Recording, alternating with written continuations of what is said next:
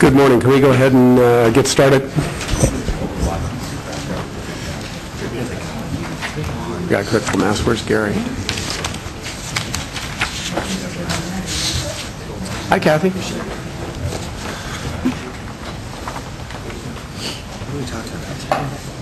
You'll see. Just stay tuned. I'm not sure what happened to Mr. Oh, there he is.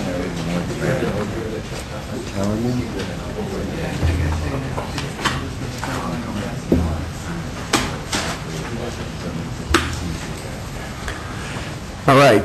Good morning, everyone. Welcome to the April 13th, 2012 meeting of the Implementation Committee of the State Allocation Board. I'm Bill Savage. I'm the Assistant Executive Officer for the State Allocation Board, and let's go around the room and do introductions before we get started. Gary Gibbs, California Building Industry. Use your mics, please, everybody. Gary Gibbs, California Building Industry Association. Richard Conrad, Division of the State Architect. Debbie Pearson, Small School Districts Association. Dennis Dunstan, Council of Educational Facility Planners International. Mary Morris, American Institute of Architects. Rob Pierce, representing Suburban Schools. Eric Baki, Los Angeles Unified. Michael Watanabe, Office of Public School Construction. Paul Hansen, County Offices of Education. Kathy Allen, representing Cash. Ian Johnson, Department of Finance. Richard Sepulveda, CASBO. Fred Yeager, Department of Education. Great. Welcome, everybody, and thank you for devoting a Friday to talking about some of the issues that we face in the school facilities program. Really appreciate that. Please use your mics as we are webcasting the proceedings. And I anticipate that we'll have a full meeting, but we may be able to finish before 3:30 as long as no one has any questions about anything. So I'm sure that'll happen. But your comments. So I anticipate a full meeting today, and we will have a lunch break and then reconvene after lunch. So are there is there anyone in the audience or on the committee who wants to make a comment about anything that's not on the agenda? Hearing none, we'll move on.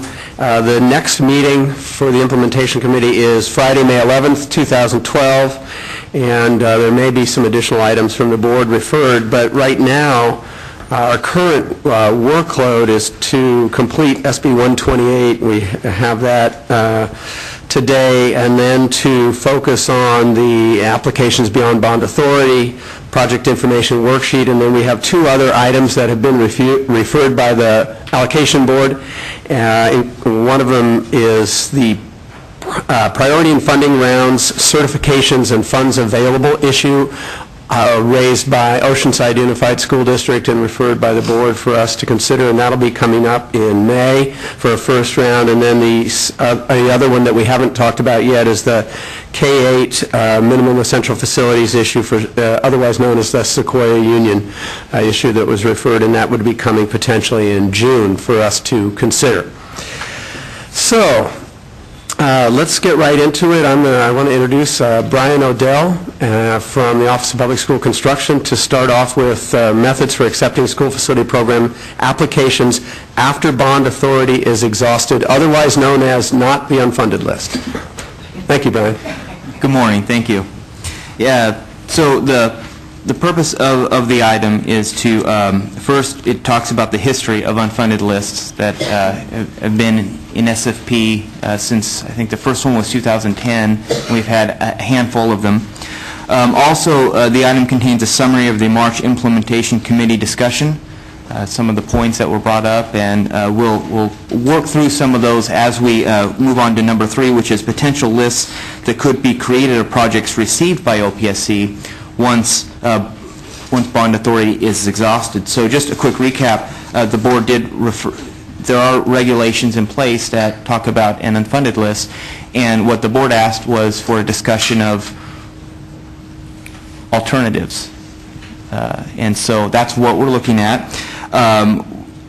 So if we look on page 16, there's a flow chart of some of the different options, and it's based in part on the comments made at the March Implementation Committee, and also some of the other things that we could come up with is just what potentially could be done, but it's not a recommendation. So at the top, we walk through the current process, which is OPSC receives a 5004. Then we verify that the minimum requirements are met. That's the application review team. Once that happens, it's added to the OPSC workload list. And that includes the receive date, that minimum required docs are verified, they're actually in there, state architect approval letters, CDE letters, things like that. And then based on the information that's on the 5004, there's an estimated funding amount. So take pupil grants, all of that, and that gets a dollar amount. Then it moves over into the OPSC full review, which is the in-depth analysis, which is the 15-day and 4-day letter process that the applications go through. And once all of that is verified and it moves to the board, right now, because of the financial crisis, it moves to the unfunded list, lack of AB 55 loans, which is what we informally call an unfunded approval. Once through a bond sale or any other cash becomes available, it then has the opportunity through the priorities and funding round to move over into a true apportionment, which allows districts to actually submit a 5005 to receive the state funds. So with that in mind, if we look through option 1, this is one way that the board could track applications and projects once bond authority is exhausted. And that would be, we receive the 5004, verify the minimum requirements, add to the workload list, and then it just stops and nothing else happens to it. So we have projects, most likely a completely valid project and an estimated dollar amount. Option 2, we do all of that, but then it then gets moved to something maybe called a SAB acknowledged workload list, and that's a new step. So this is something that doesn't exist. So it has a little more project validation in that it's not just OPSC posting it, but it actually is in a board item. But it hasn't gone through the 15-day and 4-day processes, so that funding amount is still the estimated.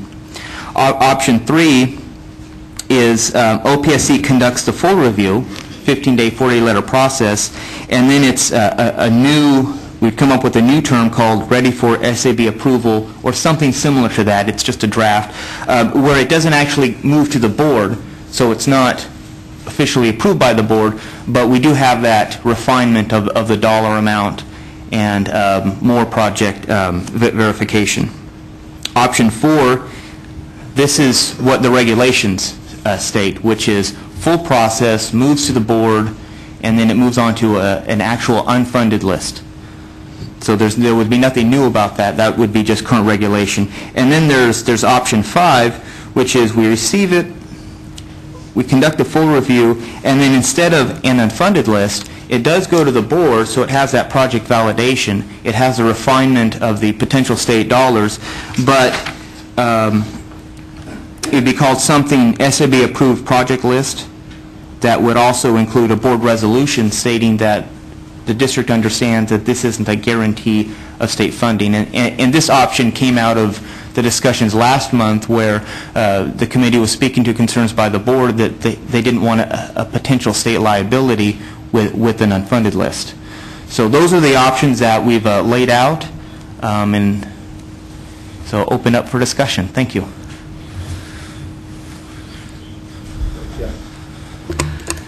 Well, this is nice. Gives you lots of options. But I guess in just trying to keep things simple, why don't we continue with option 4? It's past practice. It's what we've always done. And I just think it simplifies things. People aren't trying to do something different. There's no confusion. I'm looking particularly at smalls when you don't have construction managers and you don't have facility people, but you've come to know a program. And, you know, at some point there will be another bond. We just don't know when. So I would say that we would continue with your past practice. I like number 4. Yeah, I agree with that. All the options except for 4 require regulatory change. That's a process that takes some time. which means that we're going to be working with kind of two different, even if it goes as emergency regs, it would probably be, 60 days before it's becomes regulation, or more than that. And I think that I don't think we need more regulations. I think that 4 is a good solution. It's working now, and I think we should stick with that.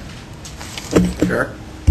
Yeah, I would concur with all those comments. I think at the point where we're at with this program, I think continuity, consistency is key to ensure districts have a sense of what's going on. I think at this point, there's already some concern and uncertainty about where the funding is. I don't think we need to add any more concern or uncertainty about how the process is going to work. I think it makes sense to keep things the way that they've been in the past. It's worked in the past. It's what school districts are comfortable with and understand. I think we just keep the program the same as we've always operated. I agree, and I think the school district and county office folks up here I think we all understand why we don't like 1, 2, or 3. Maybe just a comment on why I have problems with 5. The last thing I want to do is go in front of my board every time I submit an application with a resolution that says, oh, by the way, we might not get funding for this. I think that would potentially hurt local bonds and just generate an awful lot of discussion when I think if we just stick with number 4, doesn't the letter right now say that this does not constitute a guarantee of funding that we get? So, I mean, if that, I would assume that that would satisfy the members of the State Allocation Board that are having issues with that, but maybe that wording just needs to be tweaked a little bit rather than have to have a full-blown resolution that those of us who aren't so lucky would have to stand up in front of our board and talk about. And I think people understand when you see you're on the approved unfunded list. You're unfunded.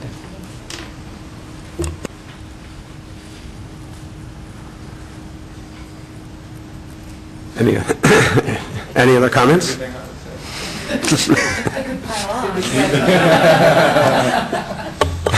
I have a question. Sure. Just sort of to throw out there.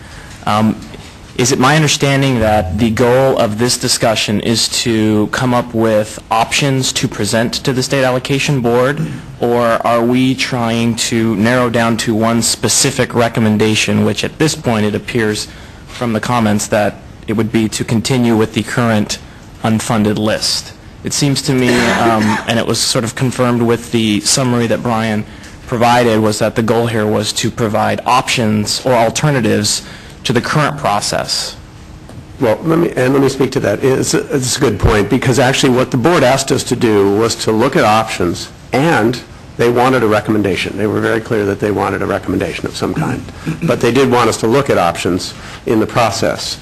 My goal would be for us to present them a lot of the options that we have here. I mean, I think we've got a really wide range of levels of processing and levels of board approval for different areas that have different pros and cons that might meet certain needs or not. But I think maybe we could agree in general terms that the recommendation of most of the stakeholders or most of the committee members was to continue the current process. I mean, if that's what I'm hearing right now, I think it'd be nice to be able to make a recommendation to share with the board what all the options are and what the pros and cons are, and then obviously they're the ones that have to make a decision on it. So based on that conversation, I think that's a great question. So is staff talking about taking kind of a diagram similar to this to the board? In other words, they're going to see kind of the multitude of options that we've talked about. Yeah, I think for the board, what we'd do is we would take these options to the board while we realize the committee's leaning towards 4 heavily. We'd probably still present all the options to the board. So while we're here today, I think it'd be good to at least hear the committee's feedback on the other options, exactly, why they won't work, so that we can convey that to the board too. Yes, yeah. So should we just talk about each option instead of that we all like 4? And we can come back to that later at the end to wrap it up. Sure. Start us off, Rob. No, I'm not ready for that. Well, I think staff, if I could, staff has done a good job of summarizing some of the items that were presented in the last meetings, and I think that covers most of the comments that I had, the pros and the cons.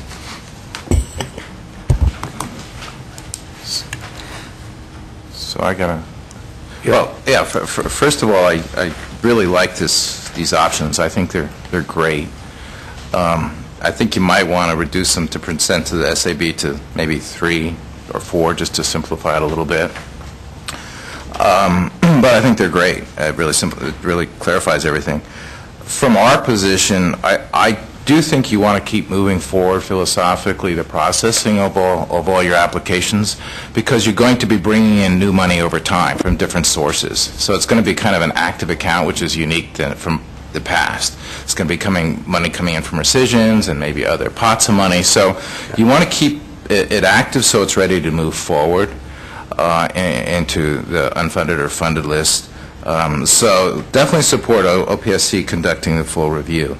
Our position, which sounds like it's going to be the minority position, which we will definitely express at the State Allocation Board, is we like option number 3. And the reason being because it's the unfunded list.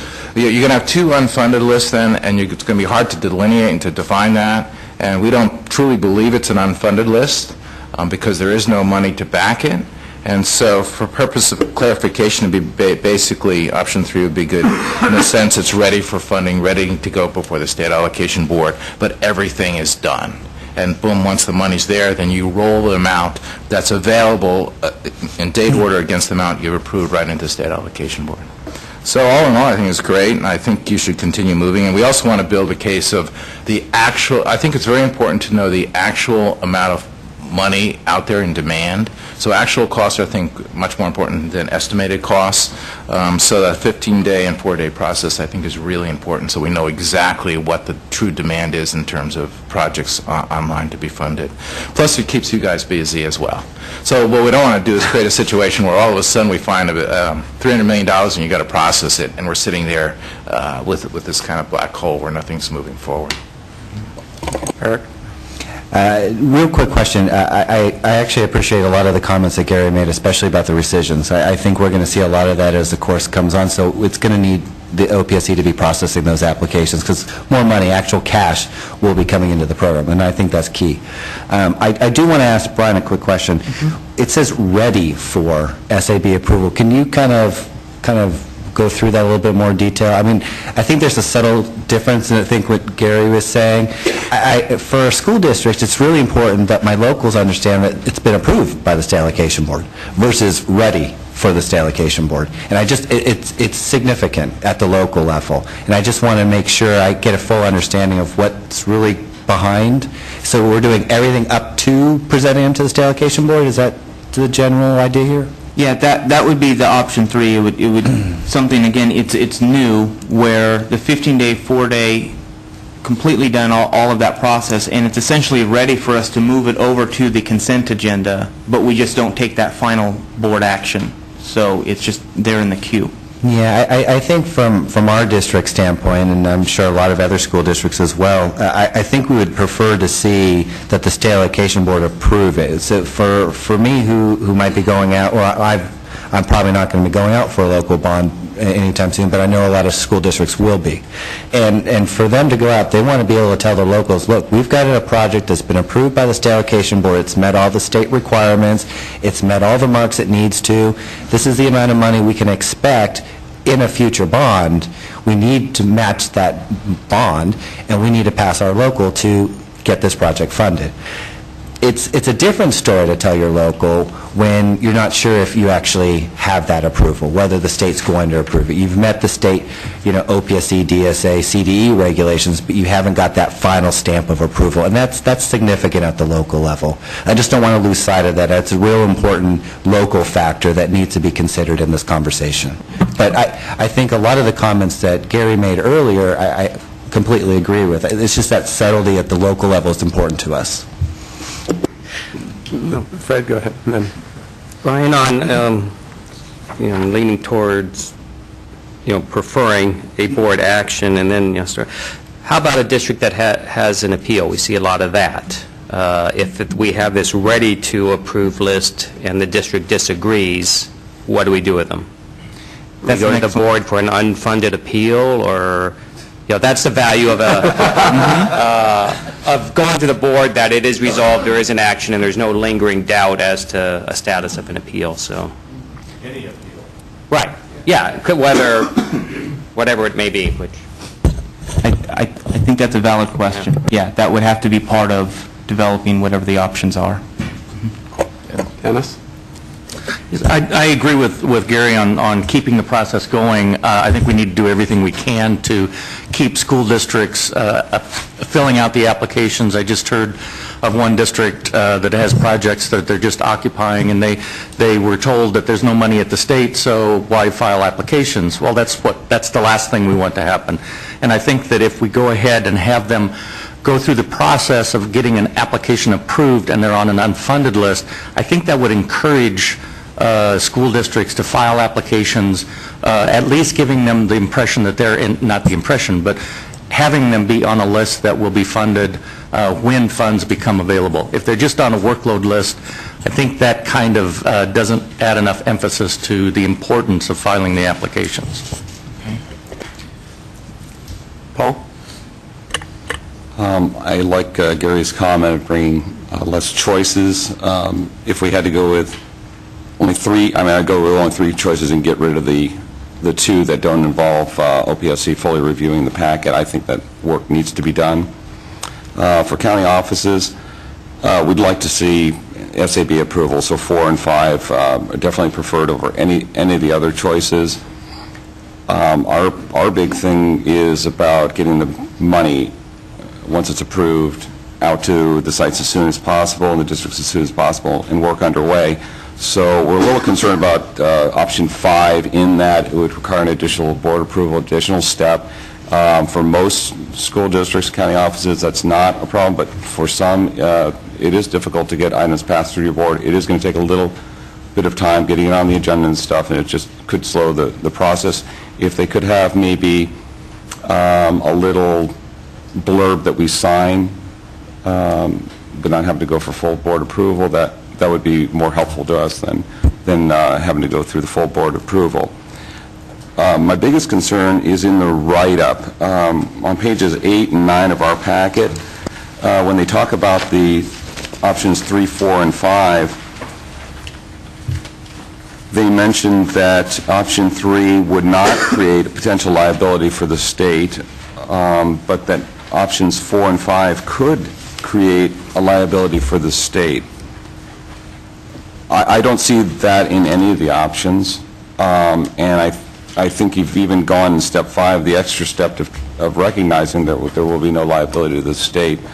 So I guess I would like to have that stricken from the write-up.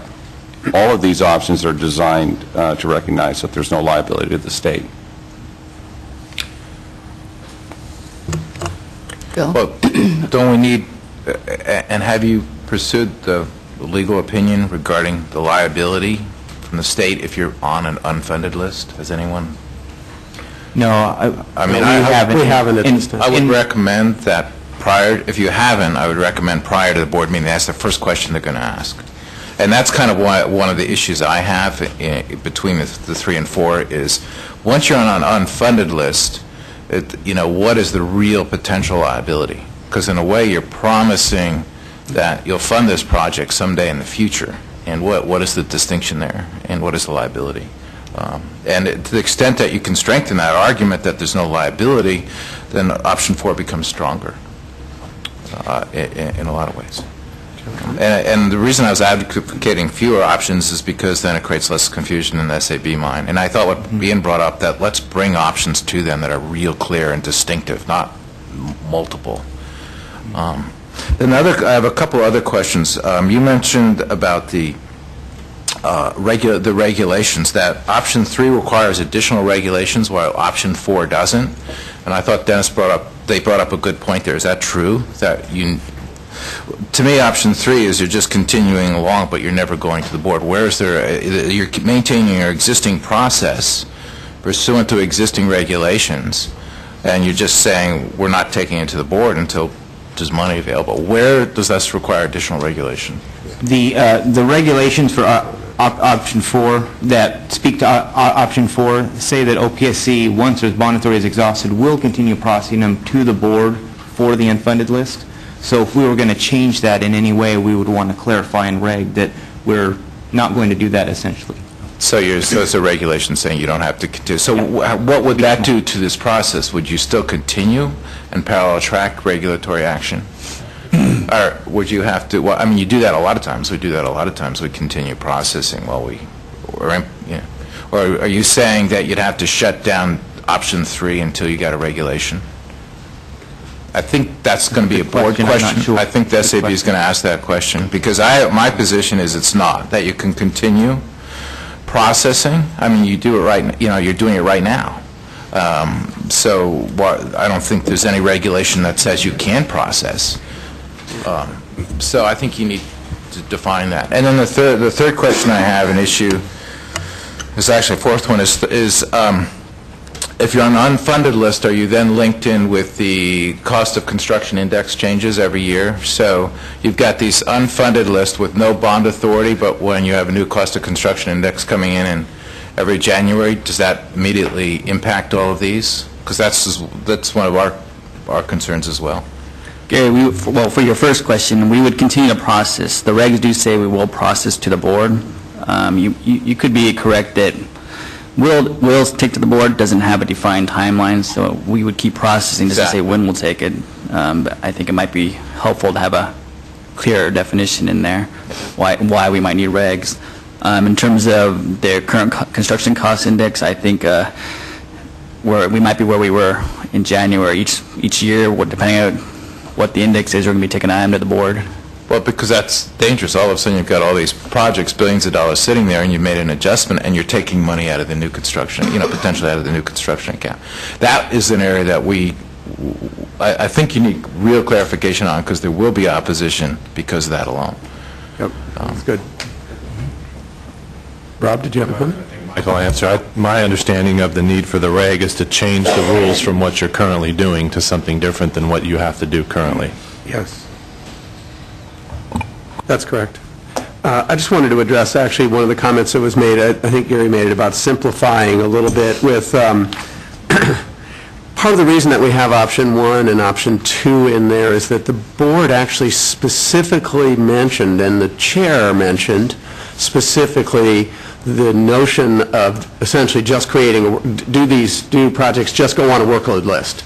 So I think we really wanted to, I mean, I can appreciate that we want the simplest set of options to the board, but I think we're also trying to respond to what we heard, which was, there's a continuum. You could essentially just take it in the door and put it on a shelf, sort of option 1, put it on the workload list, all the way down to unfunded list, and we're trying to, I think, represent the whole continuum there, because we heard in the discussion that the board had, there were people who said, well, we can just bring them in. In fact, their action, they directed staff to continue to accept applications now, because our authority is potentially already exhausted. They directed staff to essentially put them on a workload list right now. Is that right, Michael? Or what's the... That's correct. And with 1 and 2, what we are doing right now, as rescissions and authority returns to the program, anything on that beyond authority list, we're automatically moving as soon as we think we can clear those projects. So we're already doing that process to keep shifting them around in the date order received. Good. Yes. One of the concerns that I have with options 1 and 2 is, and I'm just guessing here, but if applications are just received and they're not processed, it seems to me that the workload at OPSC would go down substantially. And that would possibly lead to layoffs within the OPSC staff.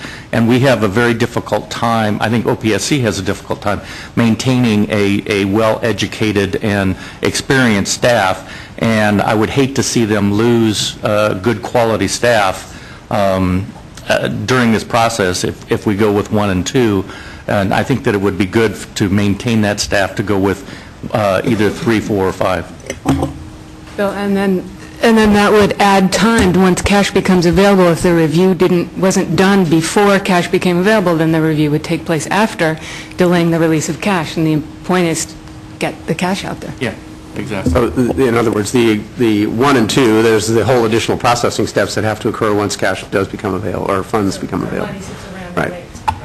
And Bill, if I can chime in too, I agree with what Dennis and Mary just said, but also my concern with 1 and 2 is districts submitting applications, feeling that all's good and well, and they move forward and without knowing, and then some date in the future, maybe they fully funded it in the meantime, only to find that, oops, a few $100,000 or, you know, what have you. It just, you know, 4 and 5, and really 3 for that matter, really legitimize my application, and should the state start funding projects again, at least I have a better idea of what my project budget is and what dollars I have coming in. Right. It's actually, Rob raises a really good point, and I didn't quite understand this myself since, I'm new, but I think in option 1 and option 2, you're basically accepting an application, and the district is making a representation on their 5004 regarding the funding levels, and that staff puts that on the workload list. But it's very possible once this goes through a processing that goes up, that goes down. You don't even have a project. I mean, there's a potential for doing the internal processing that the project, the dollars change significantly. So I think there's a pros and cons thing here that's pretty big divide between 1 and 2 and the rest of them in terms of the processing amounts, processing levels. I think you want to know the actual amount. That's really important, or whether the project's legitimate. Right, and Mary brings up a good point, is if you don't go through that full process, it's going to take months if you do 1 and 2 and people are gone to get them back, and it's basically just... But so let me just play the devil's advocate if I could, since I've got the mic open. If there is, and I'm responding to the two concerns that the board, the two major concerns that the State Allocation Board had were no guarantee of state funding and program change. So let's say you go from option 2 and you go to option 3 and you fully process the application under the existing program. And you go through, and then you've got your high performance grant and everything like that. We pass a bond, and oh, guess what? High performance is now mandatory and required, and there's no more high performance incentive. It's just part of the base grant. Or I'm just using it as an example. But that's one thing that I've heard of interest to some members of the State Allocation Board. So how do we deal with those issues? How does the program change issue kind of interact with fully processing under the existing program? Yes, Dennis? Well, we went through that process, transitioning from lease purchase to school facility program, and part of that was addressed in the legislation, and I would think that's another reason why I think we should go with 4 or 5, is that would give some incentive to the legislature to address the issue. But even if it wasn't addressed, there would have to be a process, and as we know with the school facility program, that was about I think if it was about a 6-month process that, no, it wasn't, it was about a 3-month process that we went through to develop the regulations for the school facility program. And there was, I mean, it had to be worked out in that process on how to deal with those. But it would still, my guess is that it would still save time and get projects out on the street and get jobs going quicker if they were already processed with the current system and just transitioned into whatever the new system would be. That's one reason I like option 3. In the sense you don't have any legislative action endorsing the projects and putting in an unfunded list. So if legislation changes, which it probably really will change over the next 2 years, probably significantly, there's no board action, and they're not sitting there caught between the two options. And districts coming back in and saying, well, the State Allocation Board approved these projects unfunded as is, and then the legislation changes for the next bond, then all of a sudden districts come back, but you've already approved it under the existing law. So to us, option 3 is good in the sense because it delineates between that and protects the State Allocation Board from any future legislative changes. And that also is the reason why I was getting back to the cost of construction index, because I believe if you're on an unfunded list, you could build the case that as the cost of construction index adjusts those projects on an unfunded list that don't even have any bonding authority or resources to be funded, the cost could be changed. So could be. You? Yeah, and I would just echo that comment in that, while we're sensitive to districts, wanting certainty, as has been mentioned, if there's a board action, there's more certainty, but it might be baseless certainty because we don't know what a future program is going to look like. I'm just reading the write-up on page 7, and it says it was noted that program changes have occurred in the past. For example, K-12 in 2002 changed the state funding requirements from 40 to 20% for modernization. We've worked through this before. I just don't want us to not do anything today out of fear of what the future may or may not hold. And I think we already have a blueprint of how we can work with the legislation in the future, how we should work on the funding, whether it's a new program or the program may not even exist. I get that. I think that's a reasonable concern. But I just think that we have time, to talk about this and evaluate it. And I just think right now it's not the time to just throw our hands up in the air and say, we're not going to do anything about these projects because we still have a need. We still have projects that need to be built. So I just think right now is not the time to stop that conversation. I think the legislation will give us the opportunity to figure out how to blend one program to the next program. And we've done that multiple times in the past. I think we can easily, I think there's enough people in this room to make that happen. And I think it can happen. So. Bill, it's a really complex question with a lot of different answers depending on the scenario. So as Dennis mentioned, when SB 50 was being implemented, no one was really left in a lurch. And really what we're talking about in that question, whether or not the board has an unfunded approval or not, in the law changes so drastically that projects would or wouldn't be funded or would or wouldn't include, it's the same no matter if the board is an unfunded approval or it's on an OPSC workload list. If the law changes, it's going to change. I just don't see the legislature leaving projects in a complete lurch. The districts went ahead and fully funded, because the only answer to that question is don't build any schools. And between now and the next bond, there's going to be multiple schools needed and built. So if the law changes, it will change. The implementation of those changes will have to be, considered. And as Dennis said, when SB 50 was implemented, everything, was taken into account, and I think everyone is treated fairly. There were some losers and some winners, but that's been the nature of the program for quite some time. How did Elk Grove do on that anyway? I don't know. I was in Fairfield. Oh, that's right. Kathy? I just want to offer up something that's in the back of my head here.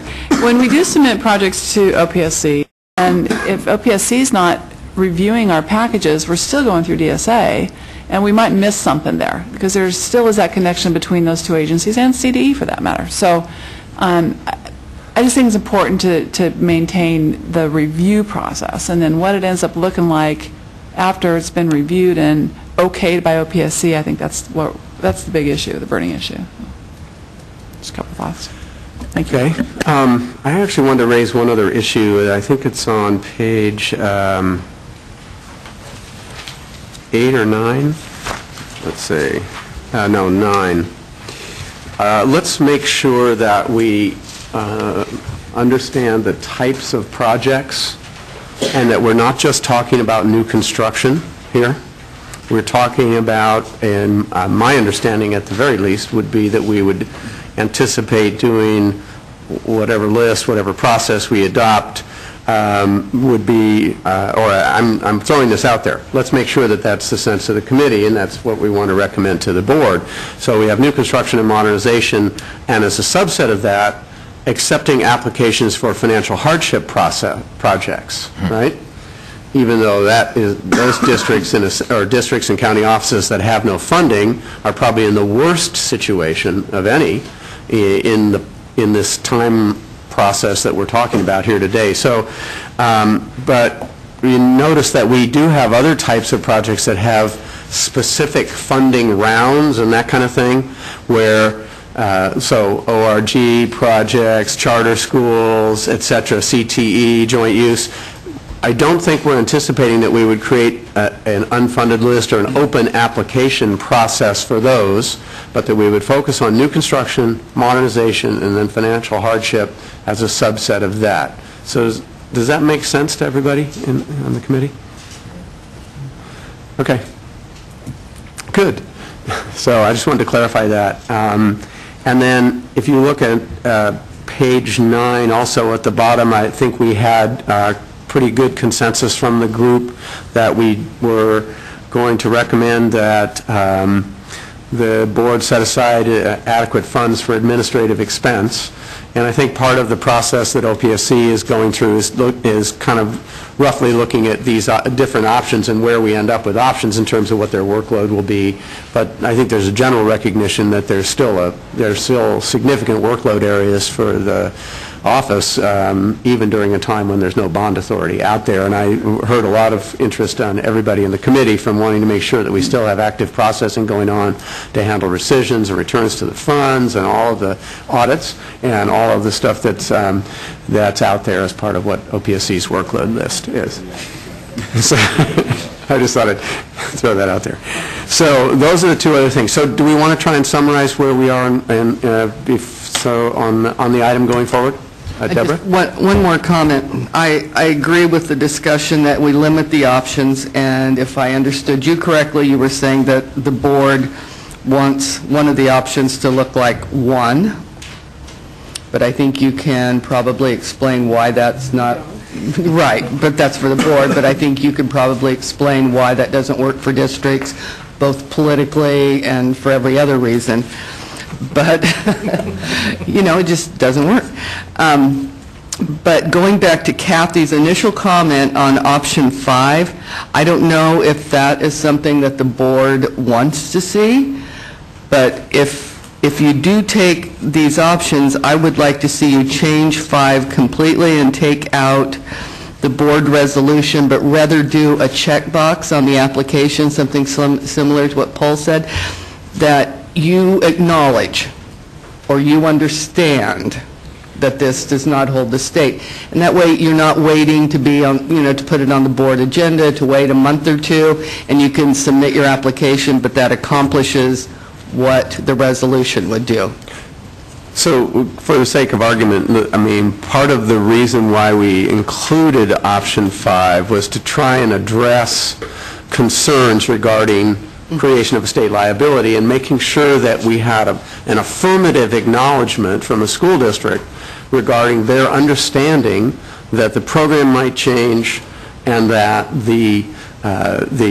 there is no guarantee of state funding in the future for this project. And so what that was designed to do was to make the creation of an SAB approved project list more palatable. Is that the word I'm searching for? So. Well, and I think that can be done with, you can bold it at the bottom where you sign and just say, I acknowledge and understand, and do that a different way, and it gets you the same thing. Okay. Deborah, but that your form was a district person certifying, not the board. Is that what you're saying? Okay. Right, but the board has also approved the bids and all these other things, and you can adopt an action within there. I don't see it as you have to go to the board at a separate time. No, it would be horrible for me to have to stand up in front of my board every time I submit an application and say, oh, by the way. So I just would prefer any other way than standing up in front of my board. Why would that? Oh, being one of your voters. But not wanting to serve on my COC, may I point out. I pay my taxes. It's just not something that would be palatable. So, I don't mind going to them maybe once a year. How about once a year? If truly we got to go down the road with something like this, once a year, I can see throwing that in with something that's pretty low-key, and oh, by the way. But every time I submit an app, it's just like an in-your-face. You're not going to, Well, and I think as being a superintendent in my prior life, if I, you always keep your board apprised of what you're doing in your facilities, they're going to tell them that, this is new, it's going to be unfunded, but let your facilities person or whoever's doing your application certify that they acknowledge and... But the one difference there also, if it's a matter of keeping your board informed, which is different than keeping me, your voters, informed. And if you were a member of my COC, you'd be fully So I don't... Eric will be able to tell you. No, I understand. I also know boards take a number of actions Sorry. approving projects before you can even apply. So, I relish not having to go before boards anymore, so I understand that. But I don't know if it's a timeline thing, because they're already adopting several measures and adopting bids and all those things that, we acknowledge that, but... This, I mean, it's an incredible time of uncertainty, and all it takes is one question from someone who doesn't understand the complexities and all the issues on a topic like this, and all of a sudden it starts spiraling out of control, and there's additional level of uncertainty, and at the end of the day you end up with the school perhaps not being built. And so, I mean, we're hearing a lot out of one side of the mouth that we need to stimulate the economy and we need to move forward with projects, the districts who have the funding to front fund these projects. At the same time, cash is king, and districts are wanting to borrow from their capital assets to not go out and get a trans or what have you to just meet cash flow needs. And so if we want to build schools and we want to put people to work, that resolution, I won't say it's not the end of the world to have to present it, and I feel confident enough to explain to my board, but it creates a huge cloud of uncertainty, and man, maybe we shouldn't do this, maybe we shouldn't move forward on that project. Maybe we need to wait and make sure we don't need project B before A, because if we, it just... And then the whole overall local need issue, but I didn't want to go here, but I mean, I would support, rather than that, even a letter from the district representative acknowledging that, or I think what the SAB's approval says is much more powerful than what my local board even says they understand. No, I hear you. So one of the comparable certifications that I know all the facility directors in the room, or former facility directors, are familiar with comes from the Division of the State Architect, and that's the DSA 10. Now that requires a certification signature, and it's establishing the priority, your priority. You're saying my project is going to receive state funds in it or not, or is ready to go to bid in 90 days or not. There's 4 different boxes. But it has to be signed by the superintendent and not by the facilities director. So, maybe that's a comparable sort of certification that... that's a good point. Anyway. We did 2 of them yesterday. Okay. All right. Do we have comments from or anyone in the audience that would like to speak today? I have a question. I'm sorry, Brian. I didn't mean to overlook. It's just a clarifying question. It was what Eric was talking about earlier about the project management and the impact of the projects on the unfunded list and how that relates to planning for local bonds and all of that. We understand that once a project is submitted, the district is certifying that it has the local match. So when you're talking about the bonds, and I just want to make sure that this can be articulated clearly for the eventual board item, that we're not talking about cash flow management specific to that project, but future projects that could kind of trickle down, or whatever the right terminology is that you set it up in chunks. Correct. And that's what you're talking about, is a year or 2 out. Projects that are in the pipeline could be impacted by the final dollars amount on that unfunded list, or am I off base? What it is, for example, I might have a bond, and I've got a number of projects that are, that I've told the voters that we need to proceed with. But during that period of time, the state doesn't have money. So it's going to make it very difficult for me to, leverage any money available to actually fund those projects, or to fund all the projects that I've told the voters I'm going to do. So it's important that, we already have, where we can tell our voters that we already have state-approved projects on the list, so that we can utilize the state match money, excuse me, to help with the future projects as we go forward. in LA's case, as you probably are, we front-load a lot of our projects on the basis that we're going to receive state funding, and we use the money to receive from the state to help pay for those future projects. So there's some cash flow issues there, but our bond does match, and we have to, you're right, we have to match the 50-50 or the 60-40. But what we're saying is that we want to make sure our voters understand that when we've approved our local, we need to have the state. And we need to make sure that our projects are approved by the state. So that you follow through on the intent to receive state Correct. funds if it becomes available. That provides an additional level of validation. Is that correct? Is that my understanding? Okay. Thank you. Question, I'm sorry. Can I, Brian, maybe you can help on the difference in option 4 and 5. I'm just wondering the intent or the rationale around 5 having an approved project list with the resolution, as opposed to, say, 5 having an approved unfunded project with a resolution. Comes down to semantics. Just another option? It's partly trying not to use the word unfunded list. That was something that was discussed at the March board. Those were some of the ideas that we sort of pooled together, and it seemed to be something, an option that was put forth by the committee at March of the renaming the list. Was that Eric? That was Good job, Eric. And also what I recommended was a state-approved or SAB-approved project list, as opposed to using the term unfunded. If I were an SAB member, I would think that the unfunded list is more powerful than a project list. Is my only. Sorry. What do you mean by powerful? Well, I should say the things that are concerning them. Palatable, there you go. If I can, I think, and I'm sure Gary's going to jump in here in about 2 seconds.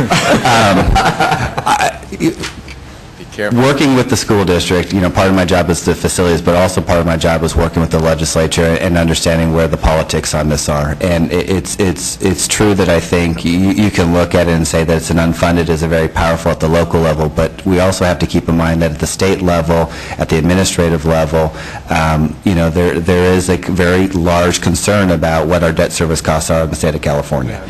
And we need to be cognizant of that. It's hard as a school district to sit here and say that sometimes, but I think we need to be realistic to the challenges that the state faces if we're going to pass a future bond. And to some of the points that Gary raised earlier, I think they're very valid. I think you don't want to establish a future liability when we're really still not settled on whether or not there will be a future bond, because I think the economy is still in a state of flux. And I think we just need to be sensitive to that. Gary? I have to jump in. I absolutely agree with you that it would establish more power, and it would establish more perception that there's money at the state for the project. And that's a false perception. And that's the problem about going to an unfunded list, because the perception, in my opinion, of an unfunded list is you've complied with all the laws to build the school, and that once the funds are there, you will receive the funds and go ahead. And that's a false statement. Because if there's no funds there and the laws change, you will have to go back to ground zero. So I think there's a real distinction between an unfunded list and just an approved list. And that would be the perception. The perception from the state, we're going to fund you once the money's there, and also be perception from the districts that, oh, they've approved it. It's ready to go, and once there's bonds available, sold, then we'll get funded. And that's not what could happen. And that's the distinction, I think, between historically what's been going on. There's a very high probability that the laws that exist today for funding will be substantially different when the next bond comes out, a la the redevelopment program. That has totally been eviscerated and evaporated. And if you don't think for a moment that the policies of shifting from state financing to local financing is not going to happen with schools, I think we're naive. And so that's the trap we could get into. And so the laws could, and in this case, a lot of these projects on the unfunded list will not be funded from existing bond sales. I mean, in reality. I mean, we might have another few $100 million float in, but you could have $500 million, $600 million in new construction sitting there and not be funded until the next bonds are sold. And then I ask you guys, the bigger question is, how do you unravel that?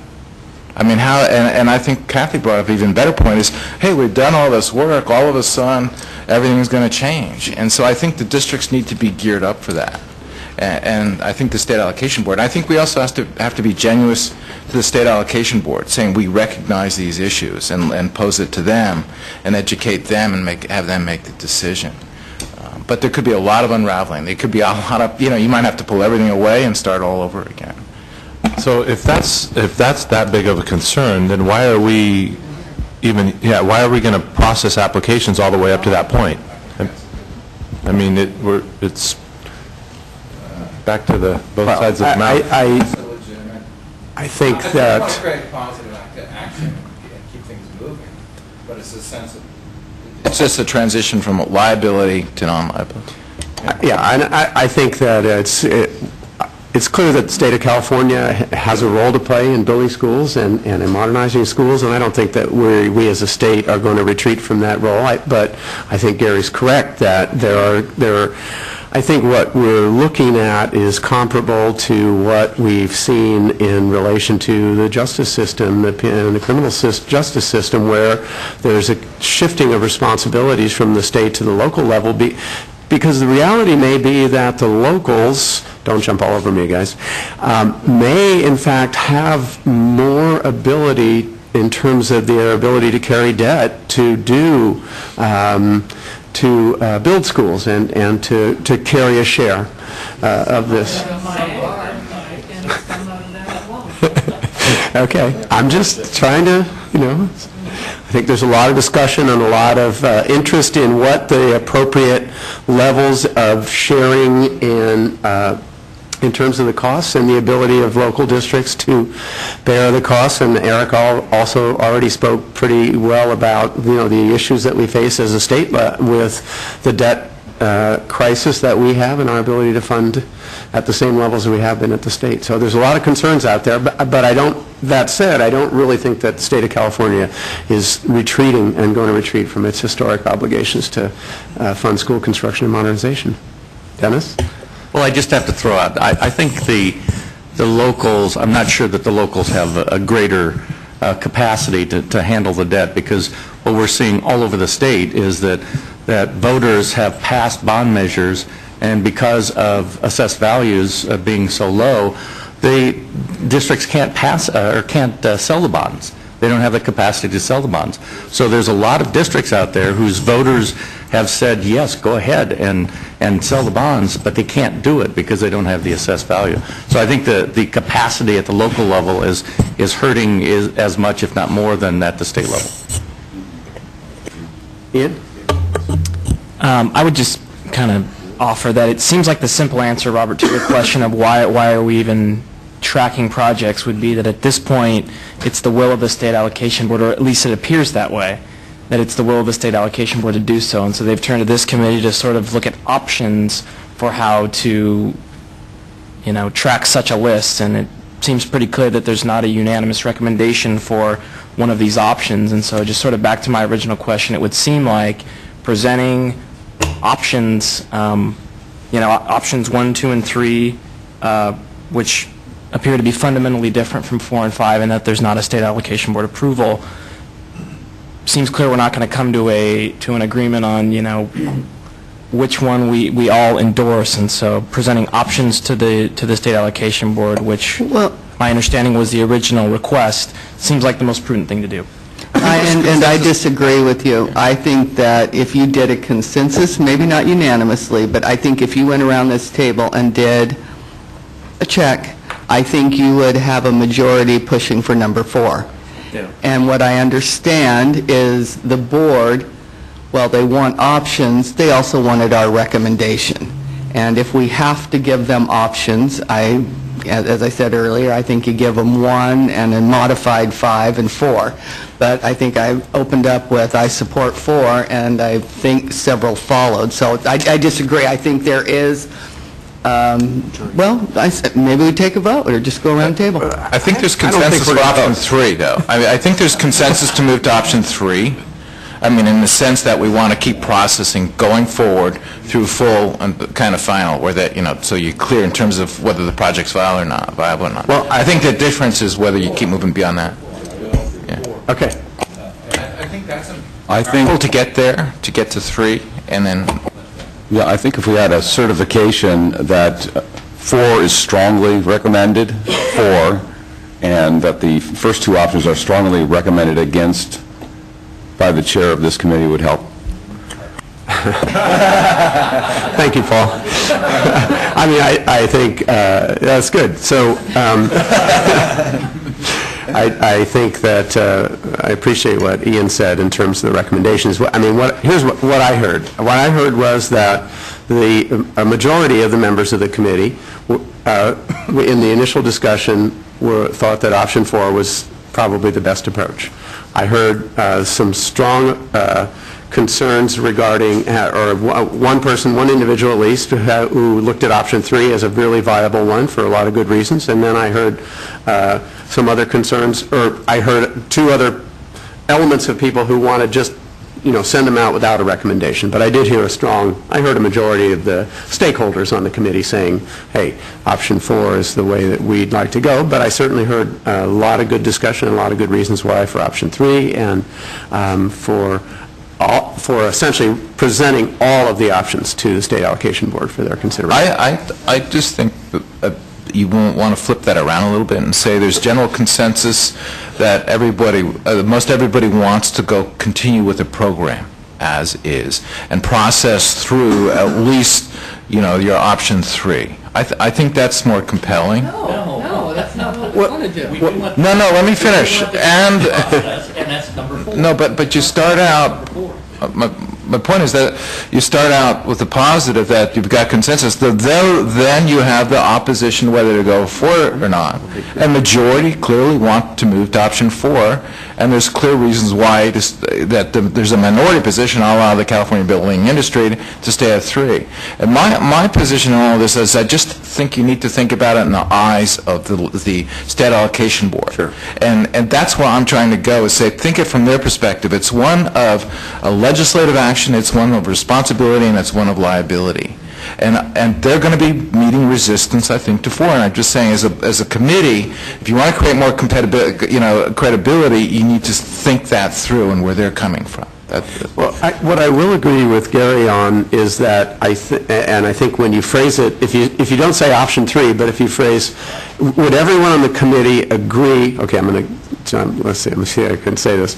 Would everyone on the committee agree that it's a good idea to continue fully processing applications? Yeah. In other words, if you go through the baby steps, right? So everyone can agree that if you were going to get nothing, you'd take 3 as opposed to not. Oh, okay, never mind. Let me rephrase it the way I had before. So we're all in agreement that we continue processing applications. Ian, I don't know if you can agree, or whatever your status is. So. Yeah, and so we have some clear consensus on fully processing applications.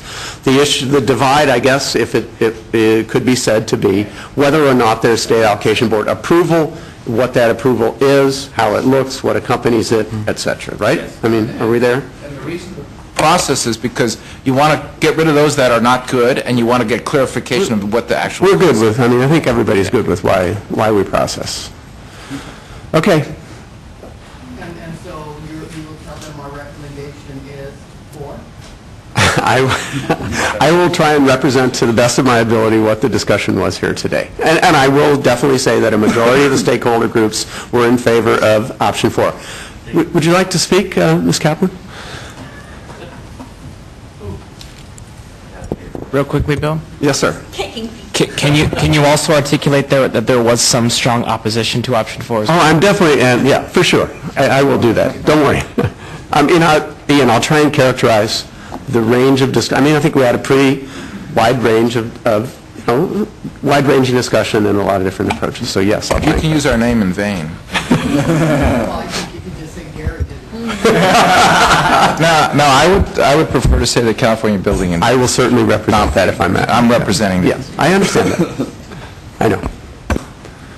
Yes, ma'am. You want to identify yourself? Yes. Lisa Kaplan. I'm going to be wearing several hats as I give you different perspectives. First, I'll give you a perspective as a school board member and just echo the comments that Ms. Allen made in regards to a lot of my time as a school board member. I try to discuss with the public the difference between my ability to build a school and why I'm laying off teachers. And so if you put in that you needed to have board resolution that there was no guarantee of state funding, all it would do is to my parents and teachers and community members would be continue continue to confuse them, and then I'm dealing with talking about that instead of talking about the programs and what we're trying to do with no state money. So that's just a different perspective that I would hope to bring to you as something as to why having state allocation board, or why having board approval is really not a good idea, and I do think it would be a good idea. Many districts understand and certify to if the, and so now Lisa Kaplan, attorney at law, understands this issue very much in regards to state liability. I think districts would not object if they had to check a box and certify that they understand fully getting SAB approval does not guarantee them money and does not obligate the state with any liability. There is, and has been since the SFP program was created, an understanding that there is no state liability. So it's very disconcerting, especially to hear over the last 2 years, all of a sudden people saying, oh, state liability, state liability, state liability, where I have yet to see a lawsuit where the state has been found responsible. There is no precedent and there is no authority in this regard. So I do support CBIA and Mr. Gibbs' suggestion of why don't we get a ledge council opinion in that regard. And I think you will find that if the board did amend the applications to add the certification, that would sufficiently protect the state allocation board and the state from any liability. And now Lisa Kaplan, consultant, I work with many districts on planning for bonds and local bonds.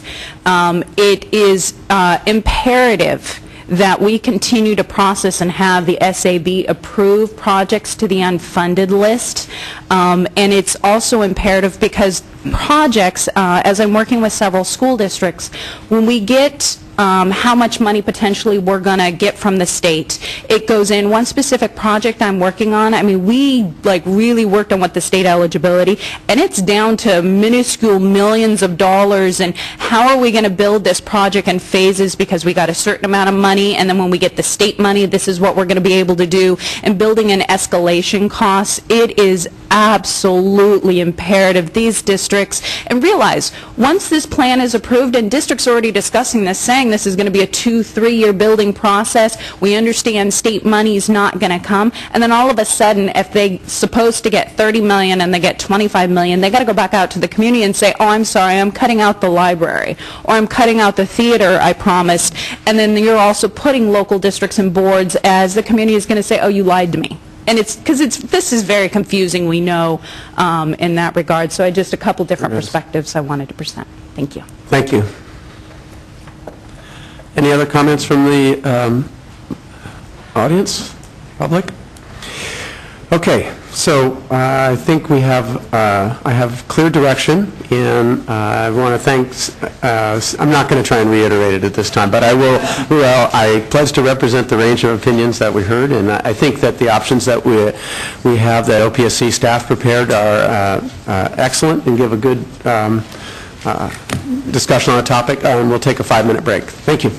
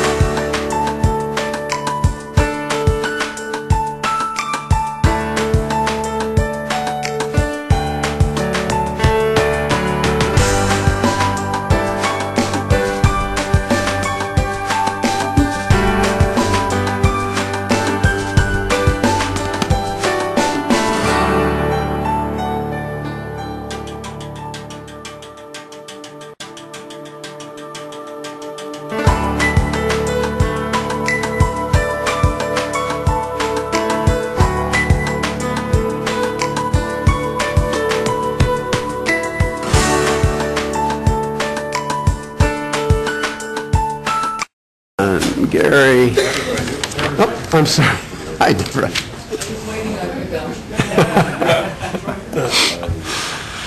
Ring that gal. Yeah, okay.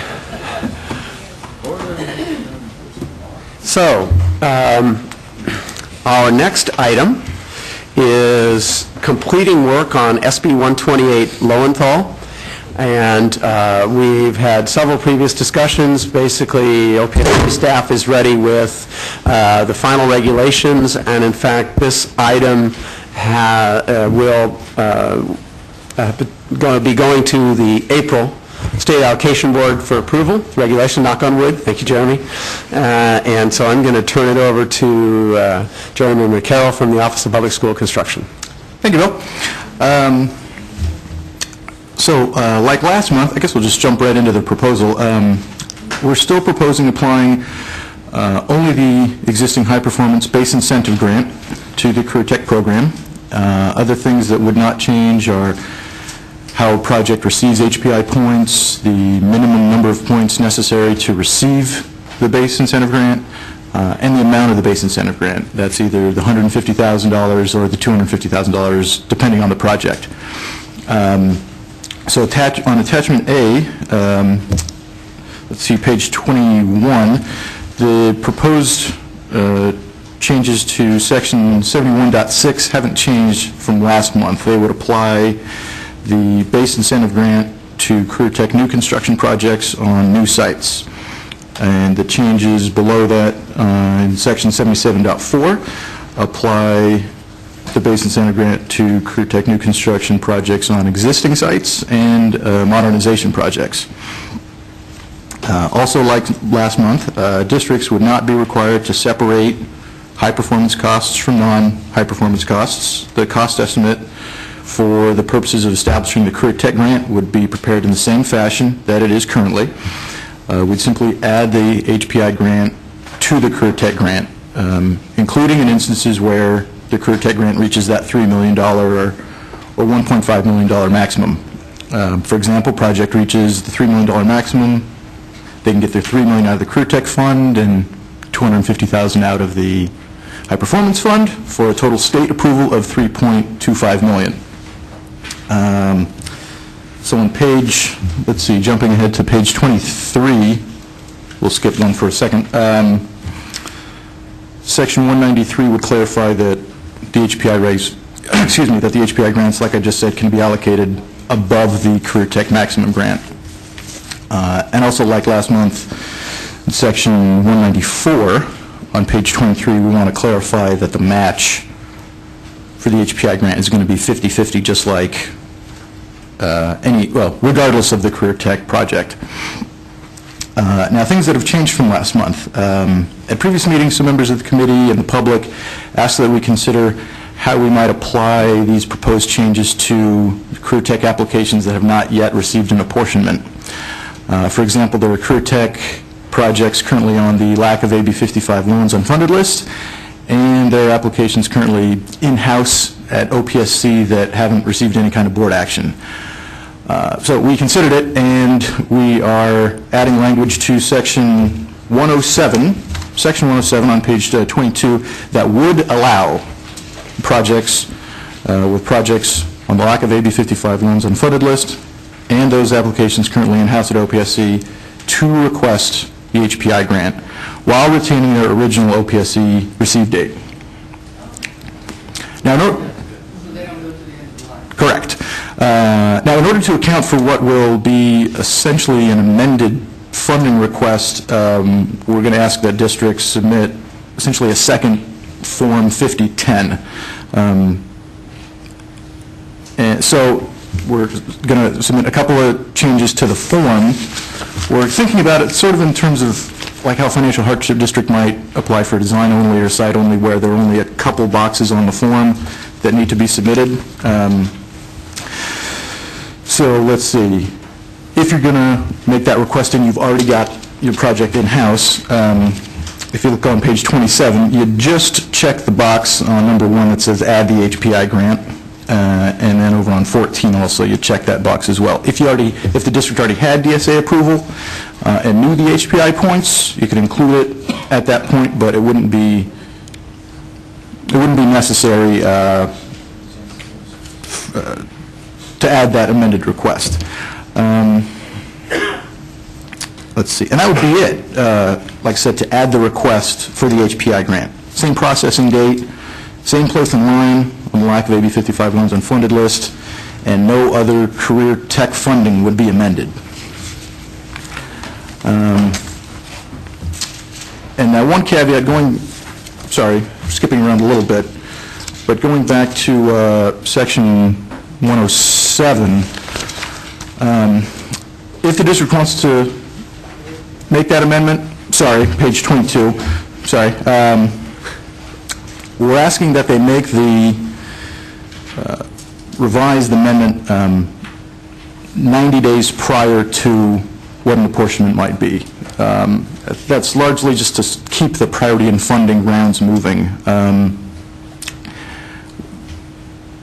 90 days will give OPSC staff time to verify the amended request and any of its accompanying documents so that any issues can be worked out before priority funding certification round starts. That'll mean those districts will know that their total approval, what their total approval is when the priority funding round starts, and all the projects will know where they are on the unfunded list. And like I said, it'll give staff time to work that list out and keep the priority funding round going as smoothly as can be. I think that's it, Bill. Thank you, Jeremy. Thank you.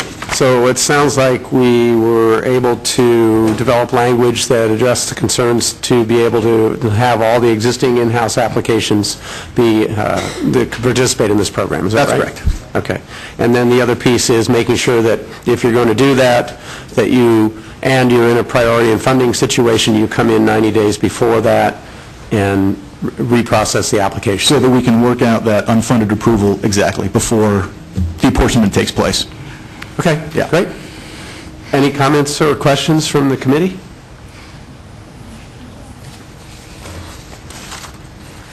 Comments or questions from the audience?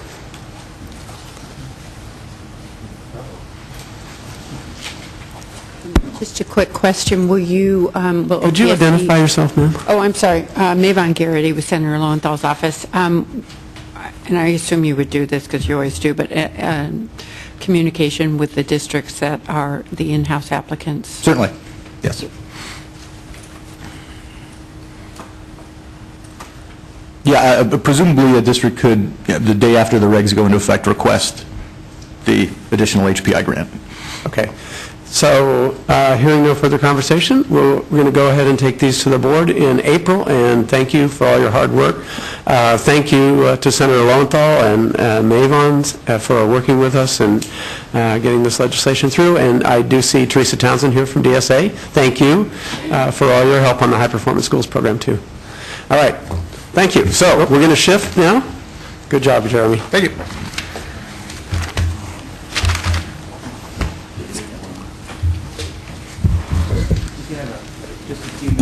Yes, we're going to need a second to set up. Don't leave your seats. Yes. As I work for the small schools district. Yes. Who, Mike? On Chewanake's CTE grant. Oh, I don't think he is. For me. Sure. Let me give you my phone number. Certainly. All my cells 530. So we're tag team? 415-1152, and my office number is 916-444-9335. So, or do you have a card and I'll just call you later on? I'm afraid I don't on me, sorry. That is Chewanake. Yes. Okay, sure. It's for Minarets High School CTE because I helped them with that. Okay.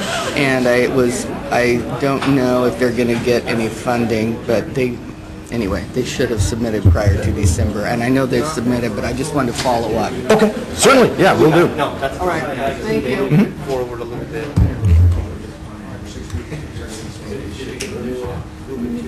Right. I just want to say thank you again for your work on certainly. that. That's great. Thank you very much.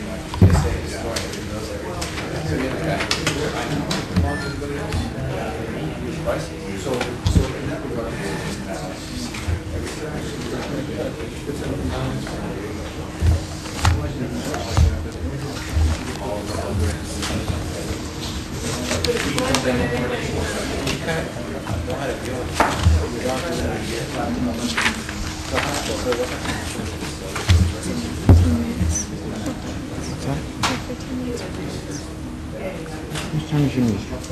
Don't rush it. It's fine.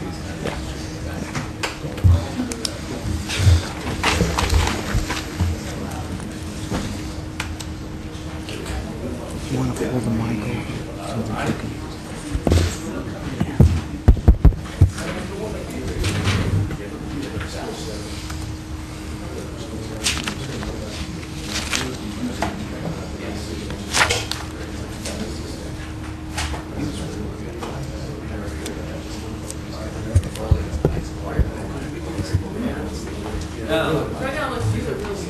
Oh, yes.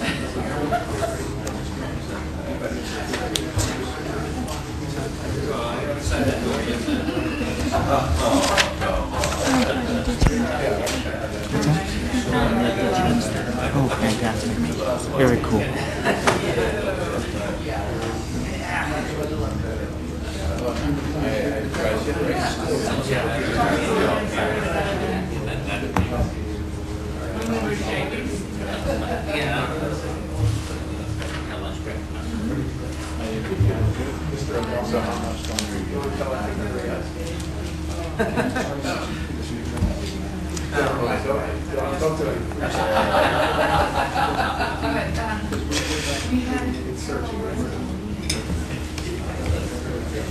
That's fine, I just... You intervened, Bill.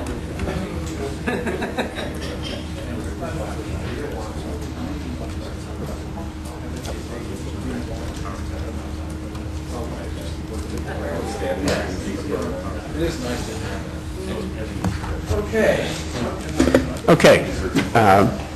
Welcome back, everyone.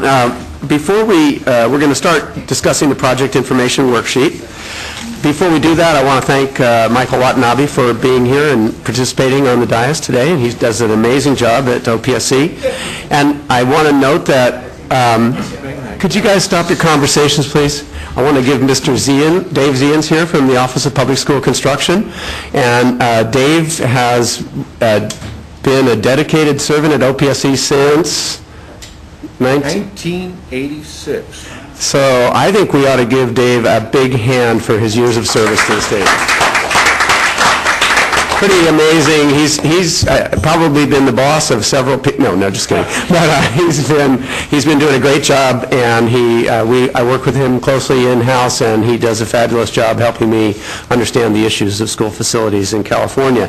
And so let's go to the PIW. Before we get into it, I want to give a little preface here. This is our third meeting, I think, discussing the PIW. And I want to make sure that where we go, which is that OPSC has a number of really interesting things to share with you today, but they're focusing on short-term changes and things that are simple to do. And I don't want to steal all you guys' thunder, and I know you're going to say this too. And we want the committee's input on some of the easiest things that we can do that are significant.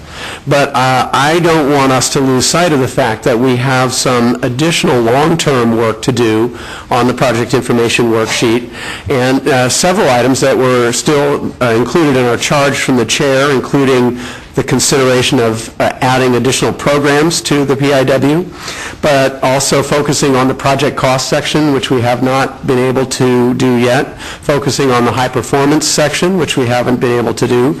And I think one of the things that we all as a group need to consider is how we have a lot of data from the PIWs that we've received to date, but we do not have agreement or consensus about how to analyze the data, what the methodology is for us to analyze it. And I'm not sure that we're going to be able to meet the statutory intent of using the project information worksheet to inform discussions of the cost of school construction unless we reach agreement on methodology for analyzing the data. So that's one of my goals as part of this process, and I just don't want us to lose sight of that. But I want to turn it over to OPSC to share with us what the changes that they have are for today. Thank you. as you mentioned, we're focusing on the short-term things. The January board, staff was directed to look at ways to streamline the PIW, look at reducing the number of submittal requirements, to have a discussion about that, and then also, as the chair mentioned, the possibility of applying the PIW to programs other than just new construction. So some things can be handled relatively easily. Some things will take much longer. So after a few implementation committee discussions, we are to realize that some things we can do right now that we've already started doing. Other things would require more regulatory changes, and so we sort of focus on what are kind of the no-brainer type of things without losing sight of the fact that there's still more long-term issues that have to be dealt with. So the first thing, which is ways to streamline the PIW, the committee mentioned that some of this information is already submitted to OPSC on other applications. And so we took a look at that and talked to our IT folks and said, is this even possible? And 5 years ago, it wouldn't have been because of programming languages and all that, but because of migration and all that, it was the right question at the right time. And they looked at us and said, well, yeah, that's really no problem at all. So Amanda Sheffield is here, and she's going to walk through what is already currently in the works at OPSC, so that when a district pulls up a PIW, what information that we already have, again, this is something that's already being worked on right now, don't have a timeline, but we're working on it right now to make this happen for every PIW submission. Amanda? Thank you. So first off, we've implemented two features for the PIW. One is going to be where when the school district enters information, one, it will be auto-populated, and two, it will be auto-calculated. So first off, we have, excuse me. So first off, we have when the school district enters the application number. And so they'll just go ahead and enter the application number, and then once that happens, the areas in green, the areas in green will be the information that will auto-populate. So, and that includes the school district name and the county. And most of the information on the project funding area will be auto-populated, except for interest earned and additional local funds. So, and all that information will be actual. It won't be estimated at all. So, so on the screen, all the areas in green, once you submit put in the number, so you have to get your project number, is that right?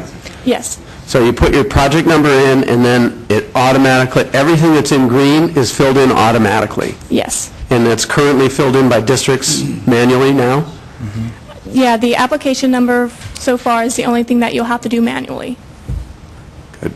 Okay. So, and then, any other questions? Any other questions about this, you guys, about that specific part?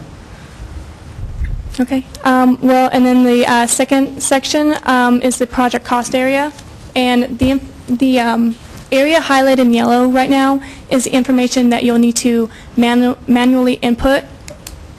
But once those areas are inputted, then you have, and this is actually information that's already been implemented in the PIW, so it's nothing new. We just wanted to show you, these are the areas that will be auto-calculated.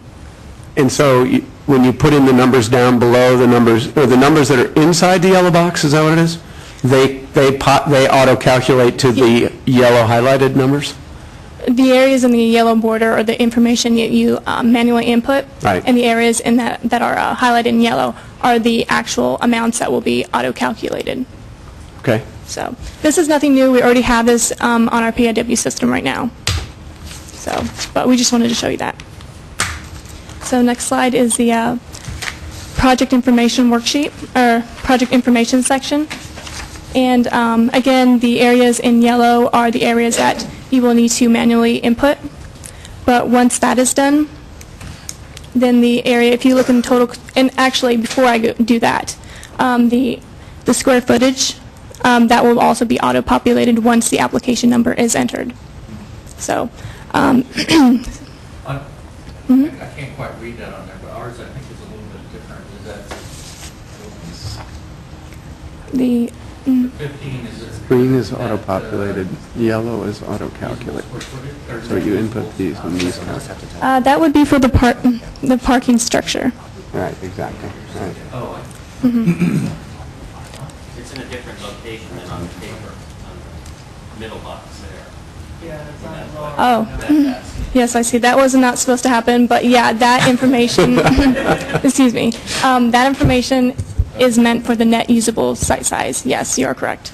So moving on to the square footage, once those amounts are entered, they will auto-calculate to the total square feet for all facilities, the permanent, modular, and the portable. So that way, the school district doesn't have to input information that's already been inputted on the component types section.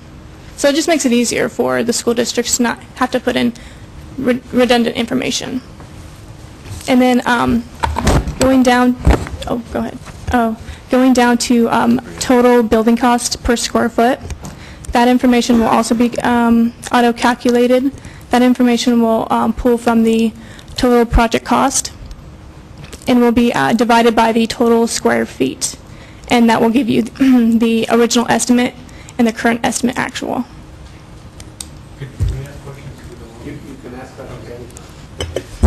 One of the problems, I've only done one of these, so my experience with these is limited, but one of the problems that I ran into, and this would impact the cost per square foot, is that when you go through and you list all the square footage that you have, there's a lot of square footage that doesn't fall into any of these categories.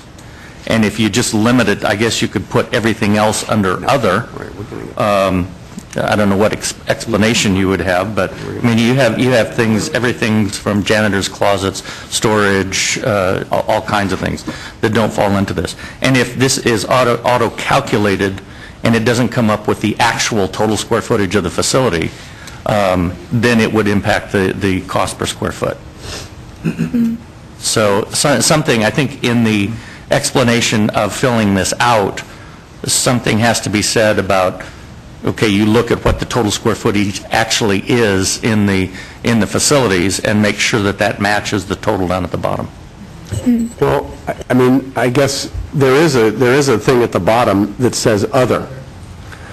Right, and also says explain. Are you going to explain that there's 500 square feet of storage and 50 square feet of janitor's closets? And yeah, I'm not sure that, I think what we're really, I think to try and address the first part of your question, if we want an accurate overall total square footage, we're assuming that we're going to be able to say the square footage of classrooms or classroom buildings, classrooms and hallways, things like that.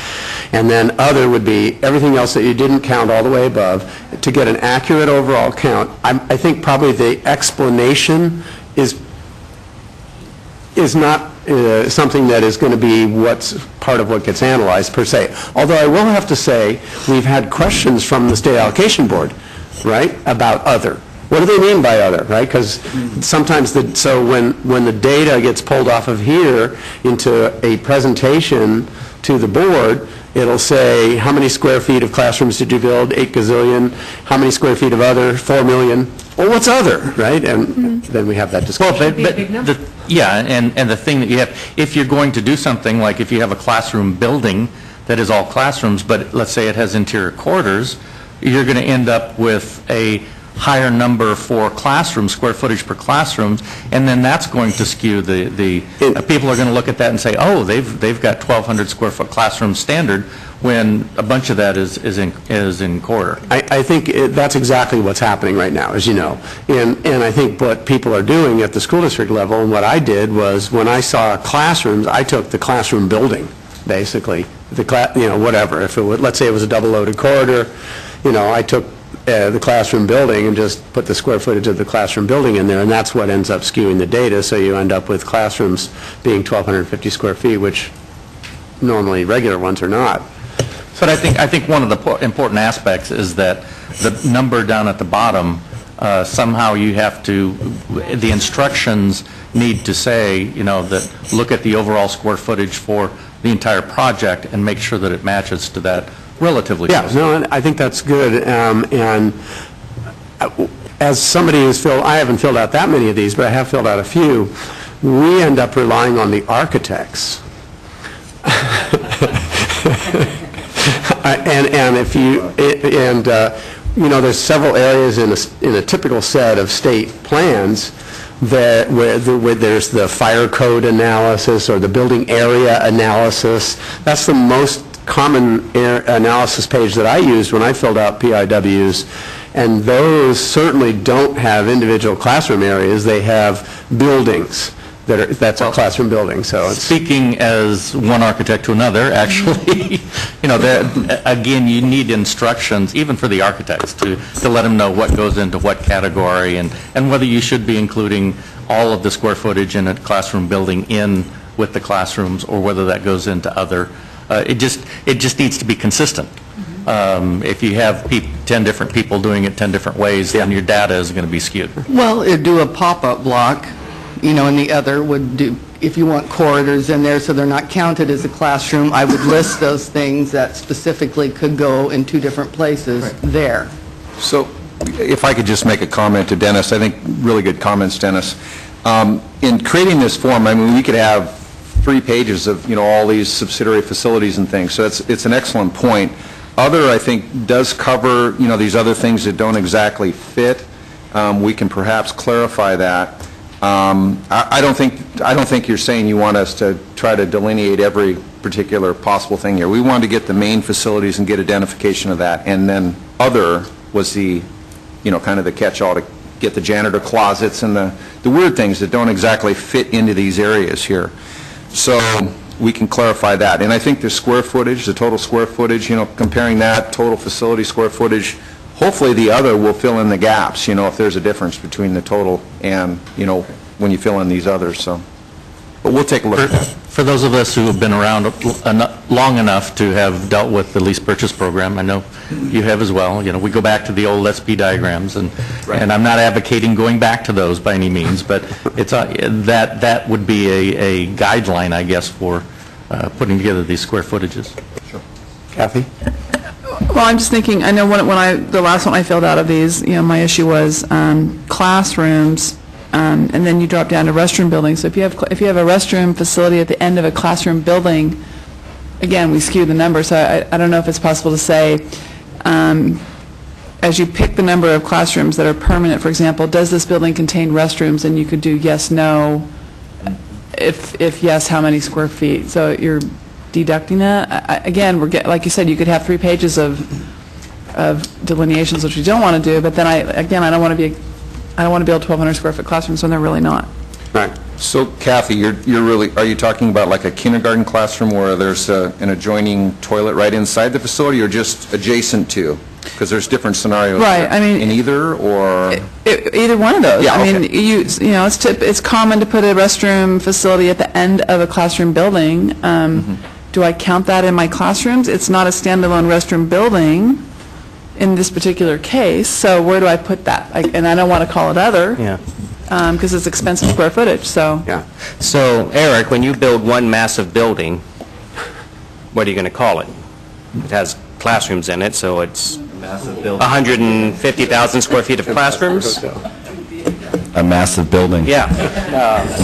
Multi-story. Yeah, it has a little bit of this, a little bit of that. it's other. There you go. All right. So, I mean, and one of the things that we have heard is the instructions and the drop-down boxes. Are there help boxes associated with these inputs right now? Yeah, yes, there are. Okay, that provide some of these instructions. I know Mr. Baki's asked for those previously, but we'll get you a copy. Bill continues to ignore my suggestions. I did represent you internally. Okay, so is there another page that has an auto-population area in it on here? So, Yes, and we'll go ahead and continue with that. So the next page is the additional information. That information cannot be auto-populated or auto-calculated at all, so we just, that pretty much is just explaining, in detail what we had just kind of talked about in previous slides. So we can't do anything with auto-populating or auto-calculating that. So the next would be the HPI area. In that information, we can auto-populate the financial hardship project field and the total state apportionment, state share HPI, total district match, and total HPI match. That information we can populate.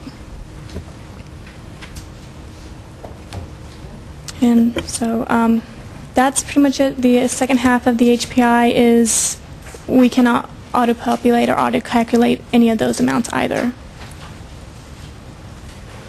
So can I clarify with you guys? So right now we're proceeding, my understanding is that we're proceeding internally to program these changes, correct? Yes, we are. We have identified with our IST staff, that's our automation staff, and doing write-ups right now concurrently with these discussions. We've identified the areas that can be auto-populated and auto-calculated as Amanda was going through. The programming hasn't actually happened yet. There will be further discussions, when we do some of the line crawl and look at the HPI and some of the rules behind this. So there may be some other programming things that will have to happen also in concert with these discussions. But yes, the programming to allow for these things that Amanda has explained will hopefully happen in the near future. And we'll let you know when that happens. Question? So this is surprisingly similar to what I've been spending my weekends doing as I prepare my taxes. It auto-populates, but it also gives me the opportunity to go in and change something if I know it's not correct. So, I mean, is that possible? Because I can see where there might just be an oddity where auto-populating it comes up with a number or something that isn't quite right, similar to maybe what you do on taxes. We can take a look at that, and I think the flexibility will be important in some cases where, it doesn't fit exactly. So it's still early where we could build that in. So are you saying you want this to be more like TurboTax? Or tax cut? Yeah, okay. Excellent. Fred, did you have a question? Sorry. No. Questions on page 2. Or whatever that is, page 40. So the grade served, is that of the, you just assume someone checks a box and we think that classroom has first grade, or is there a plan, or is it on the grants used, or? Right now, the grants, they're categorized according to the dollar amount. So we have K-6, 7, 8, 9, 12, severe, non-severe. So this is asking for more of a breakout. So we don't know whether it's kindergarten, first, second, third, fourth, fifth, or sixth. How many of those?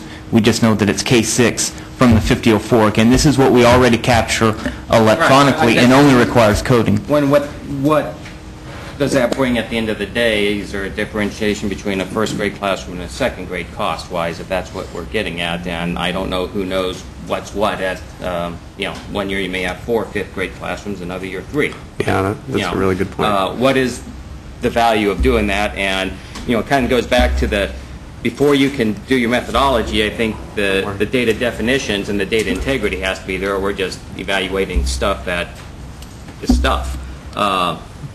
Similarly, like when we talk about the size of the classrooms, it goes before the board that the average classroom in the state is 1,200 square feet.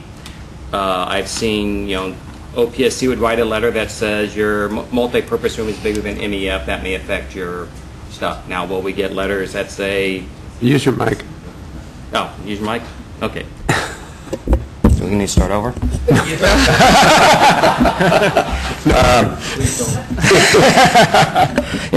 The data definitions, do we need to spend more time on that even before we determine what we're collecting?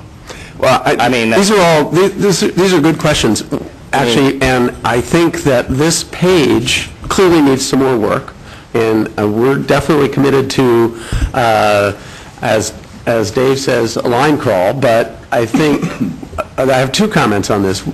To be frank, your agency should be providing us the auto-population information to go into here, and our data system should just be linked seamlessly, so that when a CDE number comes up on this page, it automatically comes in and tells you how many, I think that we have this information. In other words, a lot of this information through your work, frankly. So I think that's maybe a next step that we can get to in looking at how we can do that. Well, I mean, the stuff we did with the acres, and that's school name. And the acres goes on to 5004, right? Yeah. So Right, that's I why mean, we it's have all that. replicated into the shell one way or the other, so it's all sort of captured in a secondary way. I mean, the question of changing classroom designations and why you have that table on the other side about what the number of classrooms for each grade level, because you're right, they do change. But usually, and I'm not sure, we probably need to make a determination, do we really need to capture that information? Right, yeah, What are we using it for? That's, capture what we need and make sure that we define it so that we know most people are seeing the same thing, because we've seen others where an elementary school will say they have 2 baseball diamonds. Well, they mean they have 2 backstops on a grass field, which is a different thing. Just... Yes, it is. Yes, it's... Which is the standard nomenclature discussion we've had in other discussions, which is really important also, that we're all, when we're talking about a duck, we're all talking about the same duck. Sorry. Yeah, we may not come to agreement on the individual parts, but I think at the bottom line, we can roughly agree that there's 86,250 square feet. I think you're right. I mean, from the standpoint of the important data that we're trying to get on this page is the total square footage And the total cost. and the total cost. And those are 2 really important elements, and I think what we've got here in terms of this auto-calculating and having everything work out so that that's done and it's easier to do is a good first step. Like, what does the net usable acres have to do with a per-student grant? There you go. Good question. Well, it can... It would affect some other things, but that's not the... It's going to affect your site development costs and other things, so you can... And whether you decided to start Kathy? it or not. Well, just some more thoughts about the grade and number of people served. When we apply, we first submit our application, we sometimes, I guess, mostly do it based on our eligibility that was approved for that particular project. But, through the life of the project, those numbers are going to change. We might close a school and more kids are going to be coming. We might have declining enrollment. So what I put in here at the time of submission, especially if we're going to still keep doing this initially, is probably not going to look anything like what it does when I open it. So, I mean, do we just use district standards and say, okay, for my kindergarten class, I'm going to load 25 kids? I don't know, just another... I think we recognize that things change, things are in a state of flux, but it's a snapshot. If you look at it as a, snapshot, this is what it is right now. Things can change, and, there's opportunities with future submissions to clarify those changes. So I can offer that right now. I don't know if Brian or Amanda, you want to add something else to that? Well, I'm sorry, let me just piggyback on here, because what I'm concerned about is that somebody's going to look at the number of kids I'm serving and go, holy crap, you spend, $100,000 per kid on this school. Right? And that's not really what happened, because I built it for a certain capacity, so maybe we just need to go back to what the capacity is of what I'm building it for, based on, instead of how many kids I'm... Design capacity. Thank you. Well, it's similar to what I was going to call your big something building, but anyway. These are, some of the things we were brought up at the previous IMPs, and some of these things are questions that I have personally too. What is the value of some of these things? We're researching. We do want to be able to see if there is an answer, and these are very good, more for the line by line crawl. But the thing about the project information worksheet, if you look at the top left, it says Rev May 2010. That refers to the fact that this was approved by the Office of Administrative Law. So any changes at all that we make that would actually go beyond the AutoCalc or some of the help topics and things like that would actually require board approval, reg track, reg change, and that takes a long time. So not only a long time to come to what the form should look like, but also 6 months, 9 months after that till it's actually in effect. So all very, very, very good points, and we certainly don't want to discount it, but we were looking at the things we can do right now. Doesn't need to go back to the board approval or to have board approval. Doesn't need a board action. We can just do this administratively. There was one other piece that that was part of the item that we can get to whenever we're ready. and that has to do with the submittal requirements, and depending on what the board takes, that would require board action. Let's make sure there's no more comments. So what Brian was trying to say diplomatically is we're not going to get into the weeds here and go through line by line today on the PIW, but we are going to re-engage on that, and part of what's going on in the background is OPSC staff has committed that they're doing some review about, okay, well, why did we ask for this? And probably, anyway, so we'll have some future time to go through these and look at the individual lines again. On the piece that Fred brought up about the grade and the number of pupils served, again, other than kindergarten for an elementary school, for instance, I don't delineate between first through sixth. So we are, just understand that, and you may even put something in the instructions that we acknowledge this will change, something to that, because it does make people a little anxious, so I just divide them up evenly. The other piece is the loading standard. So clarify if it's my loading standards at the time of application, which are very fluid year to year, or are they state loading standards, because it does speak to the amount of pupils served. Kathy? So would it be possible without reg changes to further delineate what some of these are? For example, the baseball diamond was brought up. It's not the backstop on a piece of grass. So that while we're still doing these right now, that we're collecting more accurate information. Is that, by putting these definitions on there, is that something that would take a reg change, or is that just further clarification of this particular box? Like I said, does this classroom building contain restrooms? If we did it like through the pop-up, some of the help and things like that, that's not actually changing the form itself, so it wouldn't require reg change. But if we want to change anything at all to the form itself, all of a sudden it's a new version. Okay. And so it needs to be proved by Office of Administrative Law, or we can't use it. That's So state you law. could maybe say, if the classroom building includes restroom, please exclude that square footage and indicate it under other or those types of restrooms? things, if it was in a pop-up, that relate to, obviously as long as it didn't conflict with the existing instructions, because they were approved by OAL too. So if we need to change the instructions, we'd have to kind of walk that line to make sure that what we actually keep using and the districts submit would still meet the requirements of the regs, so that we're not in trouble. Yeah. Okay, let's go on to submittal changes. Hey, Bill. Yes. I have a question. On page 41, on the attachment, was there any past consideration for the project delivery method? We're looking at this, and this is just looking like a design bid, as opposed to if you're doing a lease-back? In terms of the project costs? On items like 1, 2, 3 at the top? Oh, I see. I'm just asking if there was past consideration. We've had some lengthy discussion already about that, and I guess I would have to say that part of the next steps, one of the next steps of many, is for us to look at this page again. This page was primarily included at the request of school districts, actually, and stakeholders, to help in analyzing the bid climate during a period when we had very high bids. And so we probably need to go back and look at the validity of what we're asking here again, and I think that's one of the things that we need to think about, is the changing landscape of project delivery methods in California. Thank you. All right, Brian, you want to take over? All right. Or Amanda, either one, both? Just on page 36, we list some options that, in response to the board's question about the number of submittal requirements. And from last month's implementation committee, there appeared to be consensus reached that we need the final submittal requirement because those are the actual costs, and it's the most useful and the most valuable.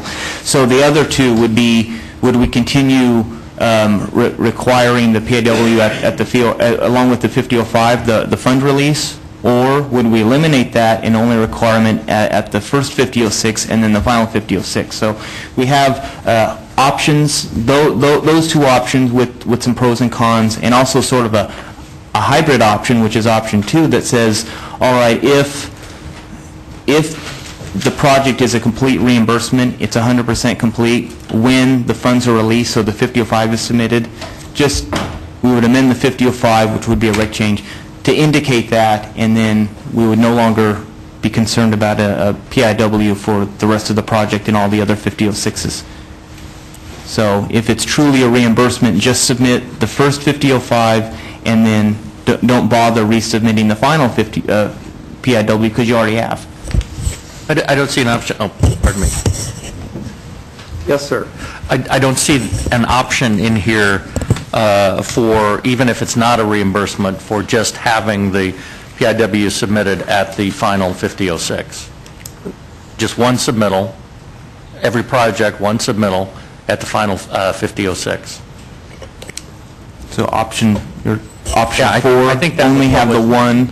Right, and I think that was what was raised before in previous meetings, is that we simplify this, we just have one when the project is complete, where the information is actually complete, because anything else, you're just looking at incomplete and possibly in the long run inaccurate information. And do you remember what I said about this before?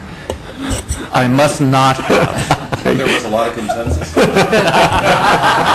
that's what I like, but the board won't. What I said about it before was that I think from the standpoint of what we're understanding in terms of our ability to have data to assist us in bond accountability, that we're going to want to, at the very least, bracket this project. So whether the bracket is, this side of the bracket in my world is the submittal or the one-year submittal, the 5006 submittal, and this one is the end. We need to be able to have data, because the time frames we're talking about here, we're talking 4 years, multiple years. We need to have information, even if it's only estimated, and much of the information that's estimated in the early phases is actually pretty close to the final amounts. But so that's, I don't think we're going to entertain not having a way to bracket this. I think a lot of this is going to come out as you go through the process of trying to determine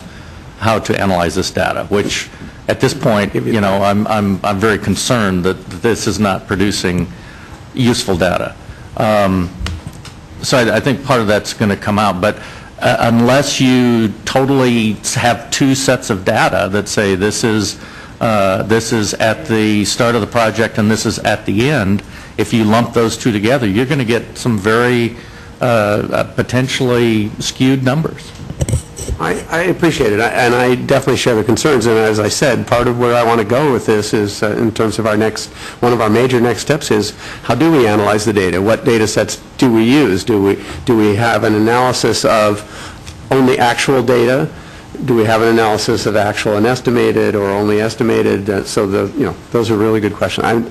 Believe me, I'm sensitive to them, but I think that I think that the board would probably want us to have a process that brackets this project and gives us something up front, so that we don't have to wait 5 years or whatever, multiple years to get some information on the project. Do you want to see what the changes are that occur, how far off they are? I mean, is the point, I thought the point of this was to capture actual cost. It is. And actual costs, yes. So having it done at the beginning is not really what you're after, you just want to see what the change is? No, I mean, I don't think we're looking to see what the change is. I think the issue is having some information. In other words, in my experience with the projects that I ran at West Contra Costa, notwithstanding ones where we had a lot of change orders or whatever, but we would have used the data that I would have in my project tracking system, my multi-year, multi-fund accounting system that would track all my project information and would include contingencies.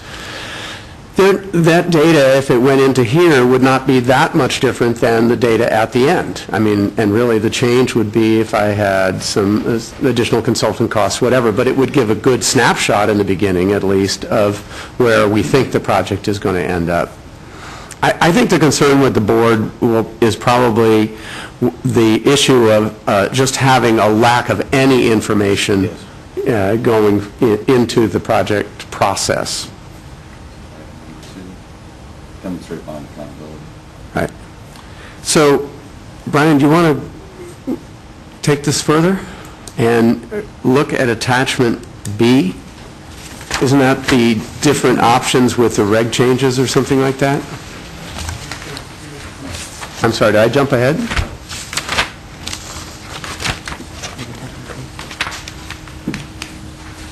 Does everyone have attachment B? The copy I printed doesn't, so thank you, Amanda. So I just want to make sure. Sorry. Mine says do not distribute, so no, should I give it back? So do we have attachment B or not? It does. We're going to have to take that away. My God, mine does. All right. Mine's okay. Sorry about that. There was a lot of different, no, I'm fine now. There was a lot of different files that had to be compiled into the final version, so sorry if someone got one that just didn't have that watermark taken off. Attachment B, again, these are the options, and they would require a reg change, although they would be fairly straightforward, so, you know, it would still take some time, but a lot less time than some of the other regulation packages that we've seen, even if it's on an emergency basis. The first one would be... Well, so let me clarify something. So, sorry, not to... So what you're saying is this is a little reg change, right? Yes. All right, so we're taking some small steps to streamline things, or proposing. And my understanding, if the board adopted emergency regulations, we could go ahead and put those into effect prior to the final OAL approval? Or we could go ahead and, for example, not require X submittal prior to the final OAL approval? I think we'd have to look at it and work with our colleagues at OAL, and, you know, we have staff that are experts in this, and I don't think we know the answer to that right now. It's a good question, but I think we'd have to look at it and tread lightly. Yeah, thank you. Good. Sorry, go ahead. So option one would be eliminate the first 5006 requirement, so this would just be along with the 5005 and then the final, and it would just be simple matter of 1859.104 at the very end. We would just say the project information worksheet shall be submitted with the form SAB 5005 and the district's final form 5006. It would be something that simple. Option two, that's sort of the, if it's a reimbursement, then only submit one with the 5005 and don't bother about the second one because it's final anyways. But it would also amend the 5005 so that information could be captured and translated so that we're not asking for it later on because we already know that it's final. I'm sorry, Mr. Baki had his thing on. It's probably the same question. The concern I have is because of the priorities in funding. We raised this before. Have we figured out a work about how to deal with the large workload volume that will occur with school districts that have multiple projects having to get them done? And I mean, your write-up, I appreciate the write-up. It actually speaks to that issue. Yeah. I'm just curious, have we worked that through yet internally at OPSC, how to manage that? I don't know what the volume, I know I have more than one project on that list, and I just don't know if I'll be able to get them all done in just that short period of time. And that's a real issue. And so I'm just hoping if there is some further discussion about that, maybe we don't have to have it today, but I'd certainly like to make sure we, at least the next time this comes up, we do have that conversation. That's really important. Yeah. It is listed as one of the concerns and a con of keeping the 5006 requirement. So yeah, good point. Yeah, under the old way, it wasn't really so much of an issue. It's just now because of the way we operate, it's become an issue, and I think we just need to accommodate that. It's just we don't control the school districts. We don't control that clock anymore, and that's the important part. Eric, and we're sensitive to your concerns about the high volume and, you know, short time frames in this. So hopefully you have some good ideas or maybe some suggestions you could share with us. We're certainly open to it. Sure. We'd love to see your ideas. One of them was we don't do this. We'll look at that also. Thank you, Mr. Bakke. Was there another comment over here? Okay. So, keep going. Okay. So, option 2, the draft language here is, we have a new sentence. The project information worksheet will not be required with the submittal of the Form 5006 for any project that is reported as 100% complete at the submittal of the 5005 and at the submittal of the first 5006. So the idea is that we know there's the 99% option, or sometimes through the 90-day clock, something could be considered 100%, but when it's time to actually compile all the expenditures and submit them, perhaps it's not. Perhaps there's a little, another change order or a straggler component that is actually eligible and wants to be added on. So we would allow that flexibility for districts to submit the 5006 without any penalties and just say, actually, it's not done, so we will have to submit a final PIW later on with the final 5006. It would just specify that. Again, with no penalty, so things happen. Option 3, additionally, 1859.104 would be amended to say that down at the bottom, it would no longer say the first and final 5006, or if the project is reported as 100%, the same thing, that you would only need to, you have to do it at the 50, say it's 100% 5005 and at the first 5006 as well. So we have that link. And then option 3, which is eliminate submittal with the 5005 at all. You wouldn't even have to do that until the first 5006 and then the final 5006. And again, a simple reg change on the top of page 45, which would be just removing the reference to that form. And that would, with board approval, that's what we would need to submit to OAL. Mr. Bakke? To Dave's request, I have a recommendation. Great. Could we talk about maybe creating some sort of a hybrid between option 1 and option 2? Many of the projects, as I think about, at least in my district, a majority of those are modernization projects, I know you're considering. So that would certainly streamline, if those are reimbursement projects, that would certainly streamline the volume of work that's necessary for school districts to do. So if there is some way we can create some sort of a hybrid, I think that would address a large percentage of the problem. May not all of them, but it certainly would address a big volume workload issue. Okay. So what's the hybrid? Well, what you're talking about, if I read this right, you're eliminating the first 5006 PIW requirement and only submit the 5005. Right. And at the final SAB 5006. So then under option 2, you're eliminating the first again, so that's fine.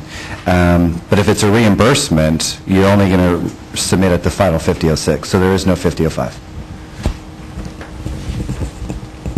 So I'm not... So it's a little different than what's called out here. That's why it's a hybrid. So the hybrid, let me see if I can understand. So the proposed hybrid is could you delete if the project is a reimbursement, delete the 5005 submittal, and to just have a final 5006 submittal. Correct. So what are some of the, Brian? Can you think of some of the pros and cons of that? I haven't really thought this all the way through. It's just so it'd be a final, so one submittal on a reimbursement. I just want to make sure, because the devil's always in the details on these discussions.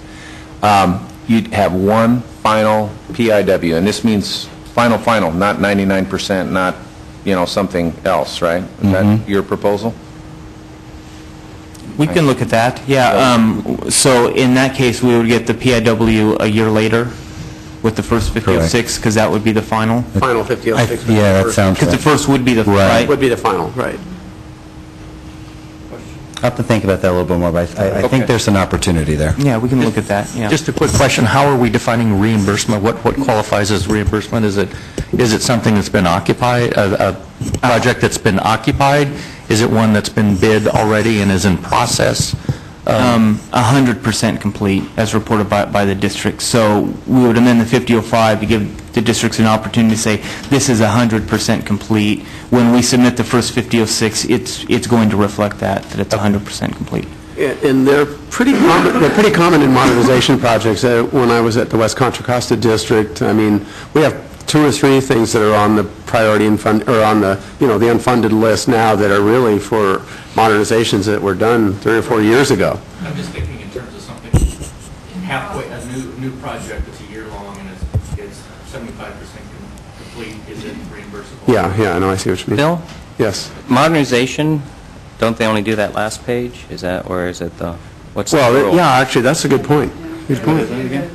Modernization. This is the last page. And is it just for the HPI amount? Until we add them to the PIW. They don't, yeah. Why don't we get this one working first? Thank you, Kathy. Good point. So, I think that we were interested in proceeding with taking something to the board as quickly as possible so we could at least remove one of the submittals. I know that we've heard a lot about it, so I know we heard the proposed hybrid here. I would say maybe I should let OPSC represent themselves what they think. Dave, could you maybe give us some,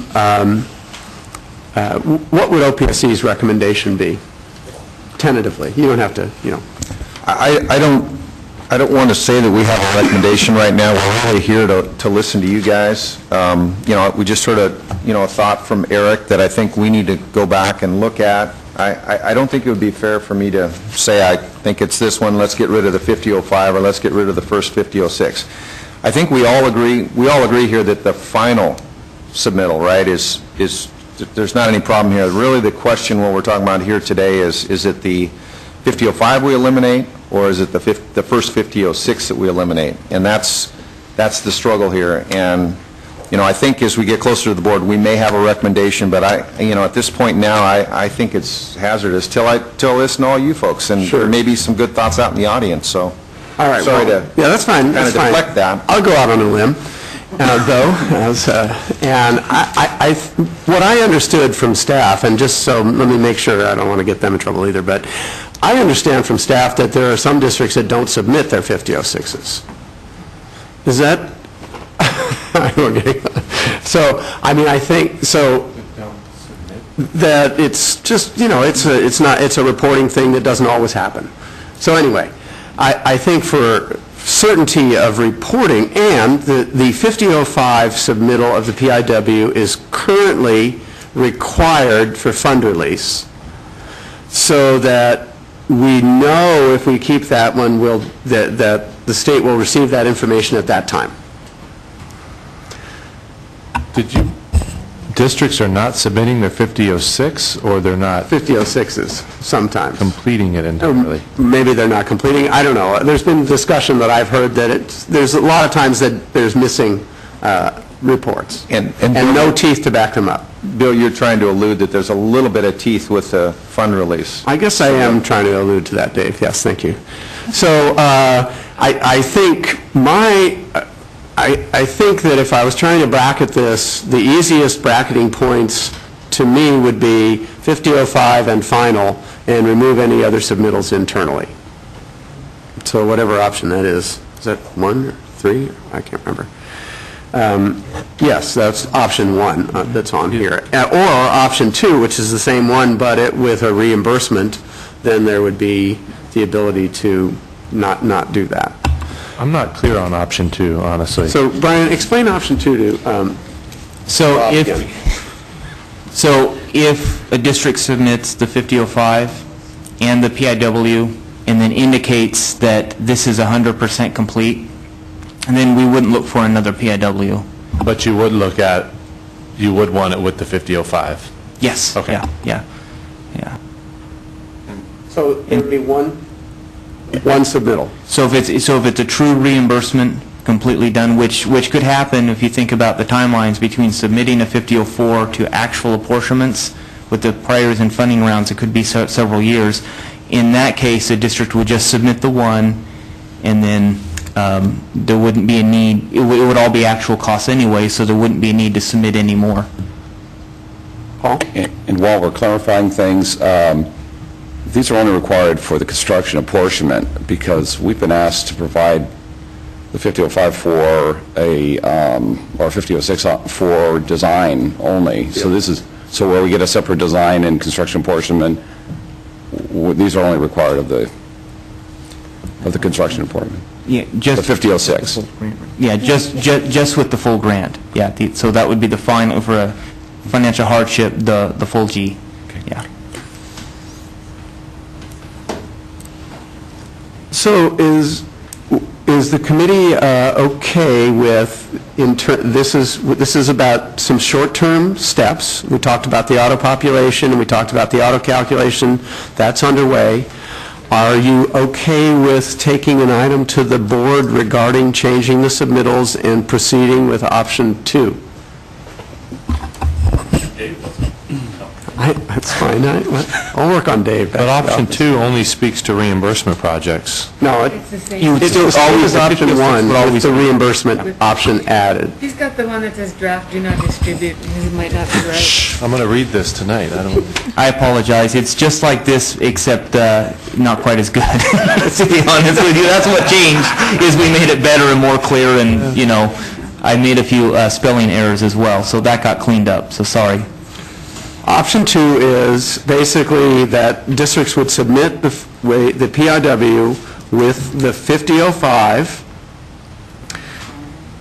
and the final 5006, although mine doesn't say that either, actually, and that it won't be required for 100% submittal for reimbursements. I guess I'm just not seeing the language. Yeah, maybe the language I have isn't right either. Yeah, Brian, the language in option 2, if it's supposed to be essentially the same as option 1 plus the reimburse, I'm just not seeing the language, so maybe that's just the challenge that we're having.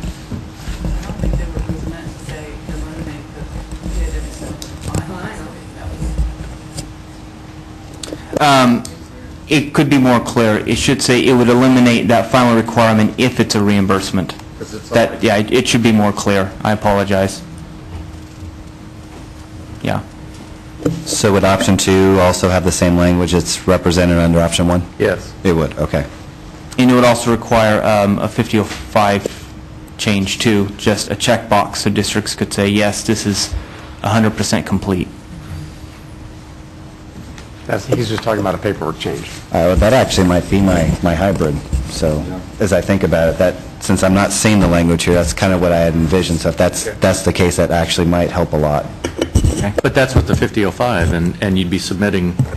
You'd still submit with the 5005. Yeah, you'd still have the same clock reimbursements. That would give you your time crunch. Yeah, no, you're right. And if it's a true reimbursement, they should submit the DLOP, there's that acronym again. Yes. Well,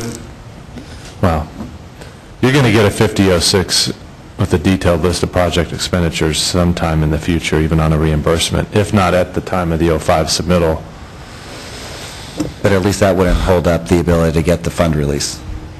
If you've checked the box, it's a reimbursement, and with the idea or some recommendation that the final be submitted within some reasonable period of time, if we're concerned about, you mentioned a year, I don't want to create layers here. I really don't want to do that, but I'm just trying to get through the workload concerns with receiving a fund release, with the volume that's going to be. And if you look at that long list, each time we get a fund release, on those priors and funding, that's extensive. I'm just trying to figure out a way we can work through that a little bit better. So I think we're close. I just think we just need to work on it a little bit better with maybe a checkbox at the 5005. If you're doing a reimbursement, you don't have to submit it, but you certainly need to make sure you get your 5006 in, and that will address that issue. Yeah, we can look at what it would, some of those things, Thank you. That's option 3. Is that option 3? Because you don't submit it with the 05 at all. So is that option 3? Well, option 3 would just completely remove the 5006 requirement, the 5005 requirement for all projects. Yeah, so it's not quite. What I was hearing is it if, something a little bit in between 2 and 3, where if it's a true reimbursement, maybe not requiring the PIW at that time, but maybe some other time in the future. or some other type of process. That would be the, right? You're just asking us to kind of think outside the box and see what we can come up with. Okay. How much time would you need if we were to push off the submittal of the PIW? I'd have to check with the district. I Okay, just don't yeah. know. So again, yeah, we'll... Okay, so I don't think we have final resolution here. So we're going to look at what Mr. Bakke has proposed in terms of how you deal with workload issues related to multiple PIW submittals with huge numbers of applications going through a priority and funding round, right? I mean, that was the workload issue. But people liked the concept of the reimbursement. If it's a reimbursement, then you make one submittal and you're off the hook in general, right?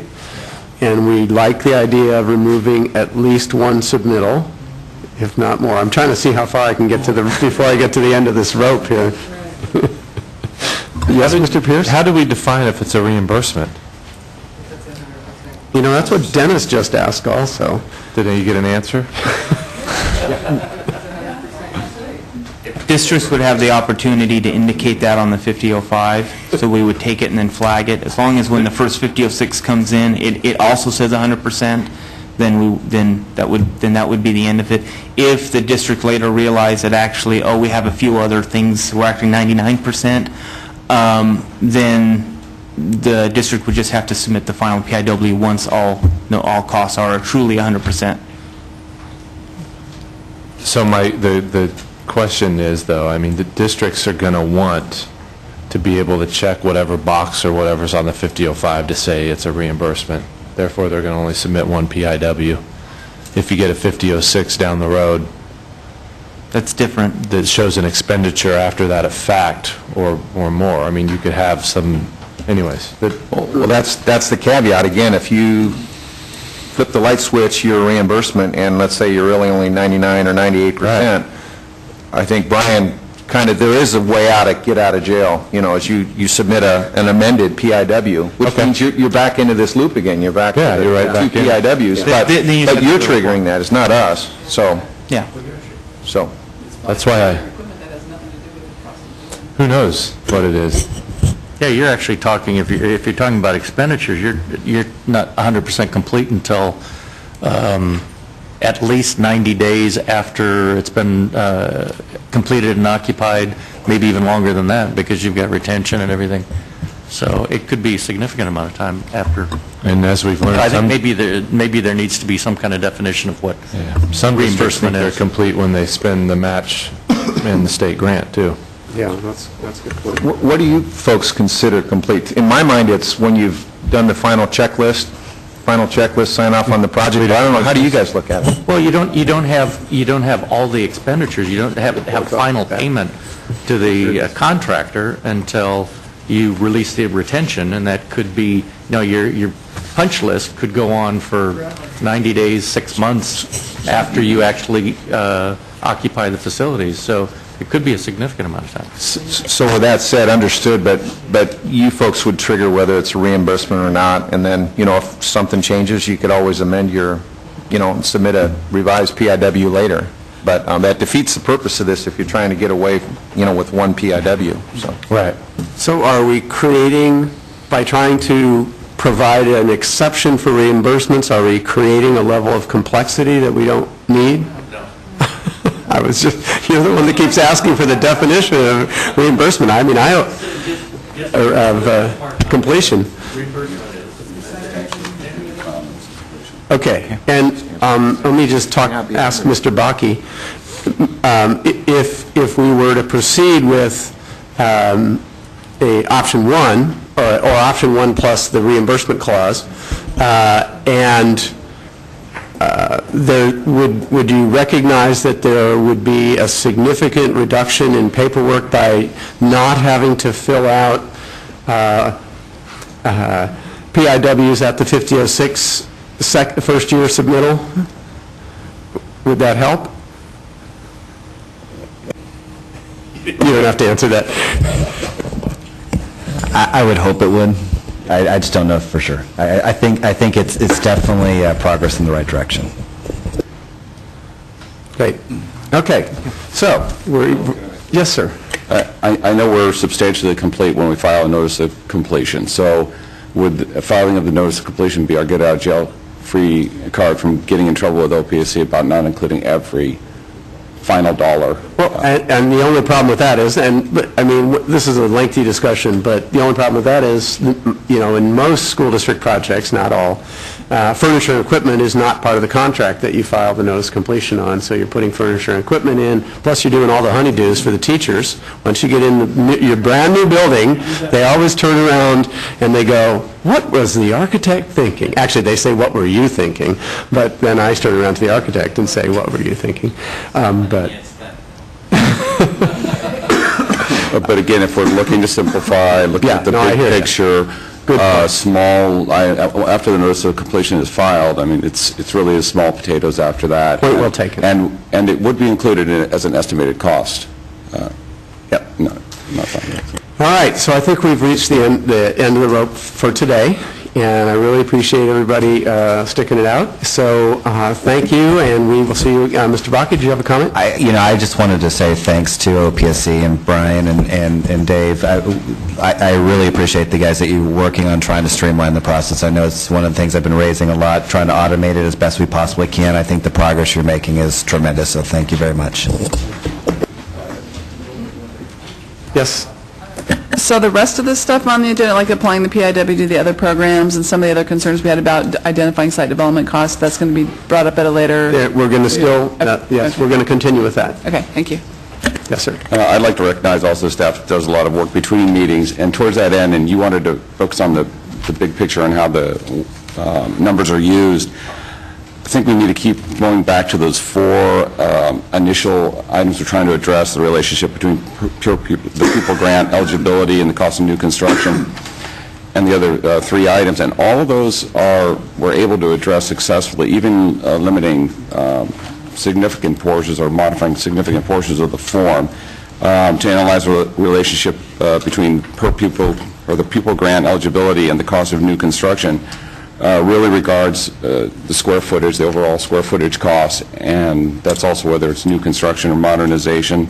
And to demonstrate bond accountability, that has to do with the number of classrooms created, the square footage modernized, if that ends up being evaluated, and the points achieved if we do the high performance. Mm-hmm. And then as far as identifying the changes in the bid climate over time, we had a lot of trouble with that page that relates to the bid climate, and I would be uncomfortable if I was in OPSC's shoes, you know, about eliminating all of that, but understand that the square footage cost is really your best tracking of the bid climate, and if you're tracking it on a per snapshot basis, per project basis, and then you evaluate that over time, that's going to give you really a good picture of the bid climate. So don't think that you're throwing out the baby with the bathwater if you get rid of that. And then to evaluate the high performance incentive, we're really talking about points per dollar. So there's a lot of work to do. Matter. Right. Thank you, Paul. I appreciate it. Thank you, Amanda, for an excellent presentation. Brian. Thanks, everybody. We'll see you next month.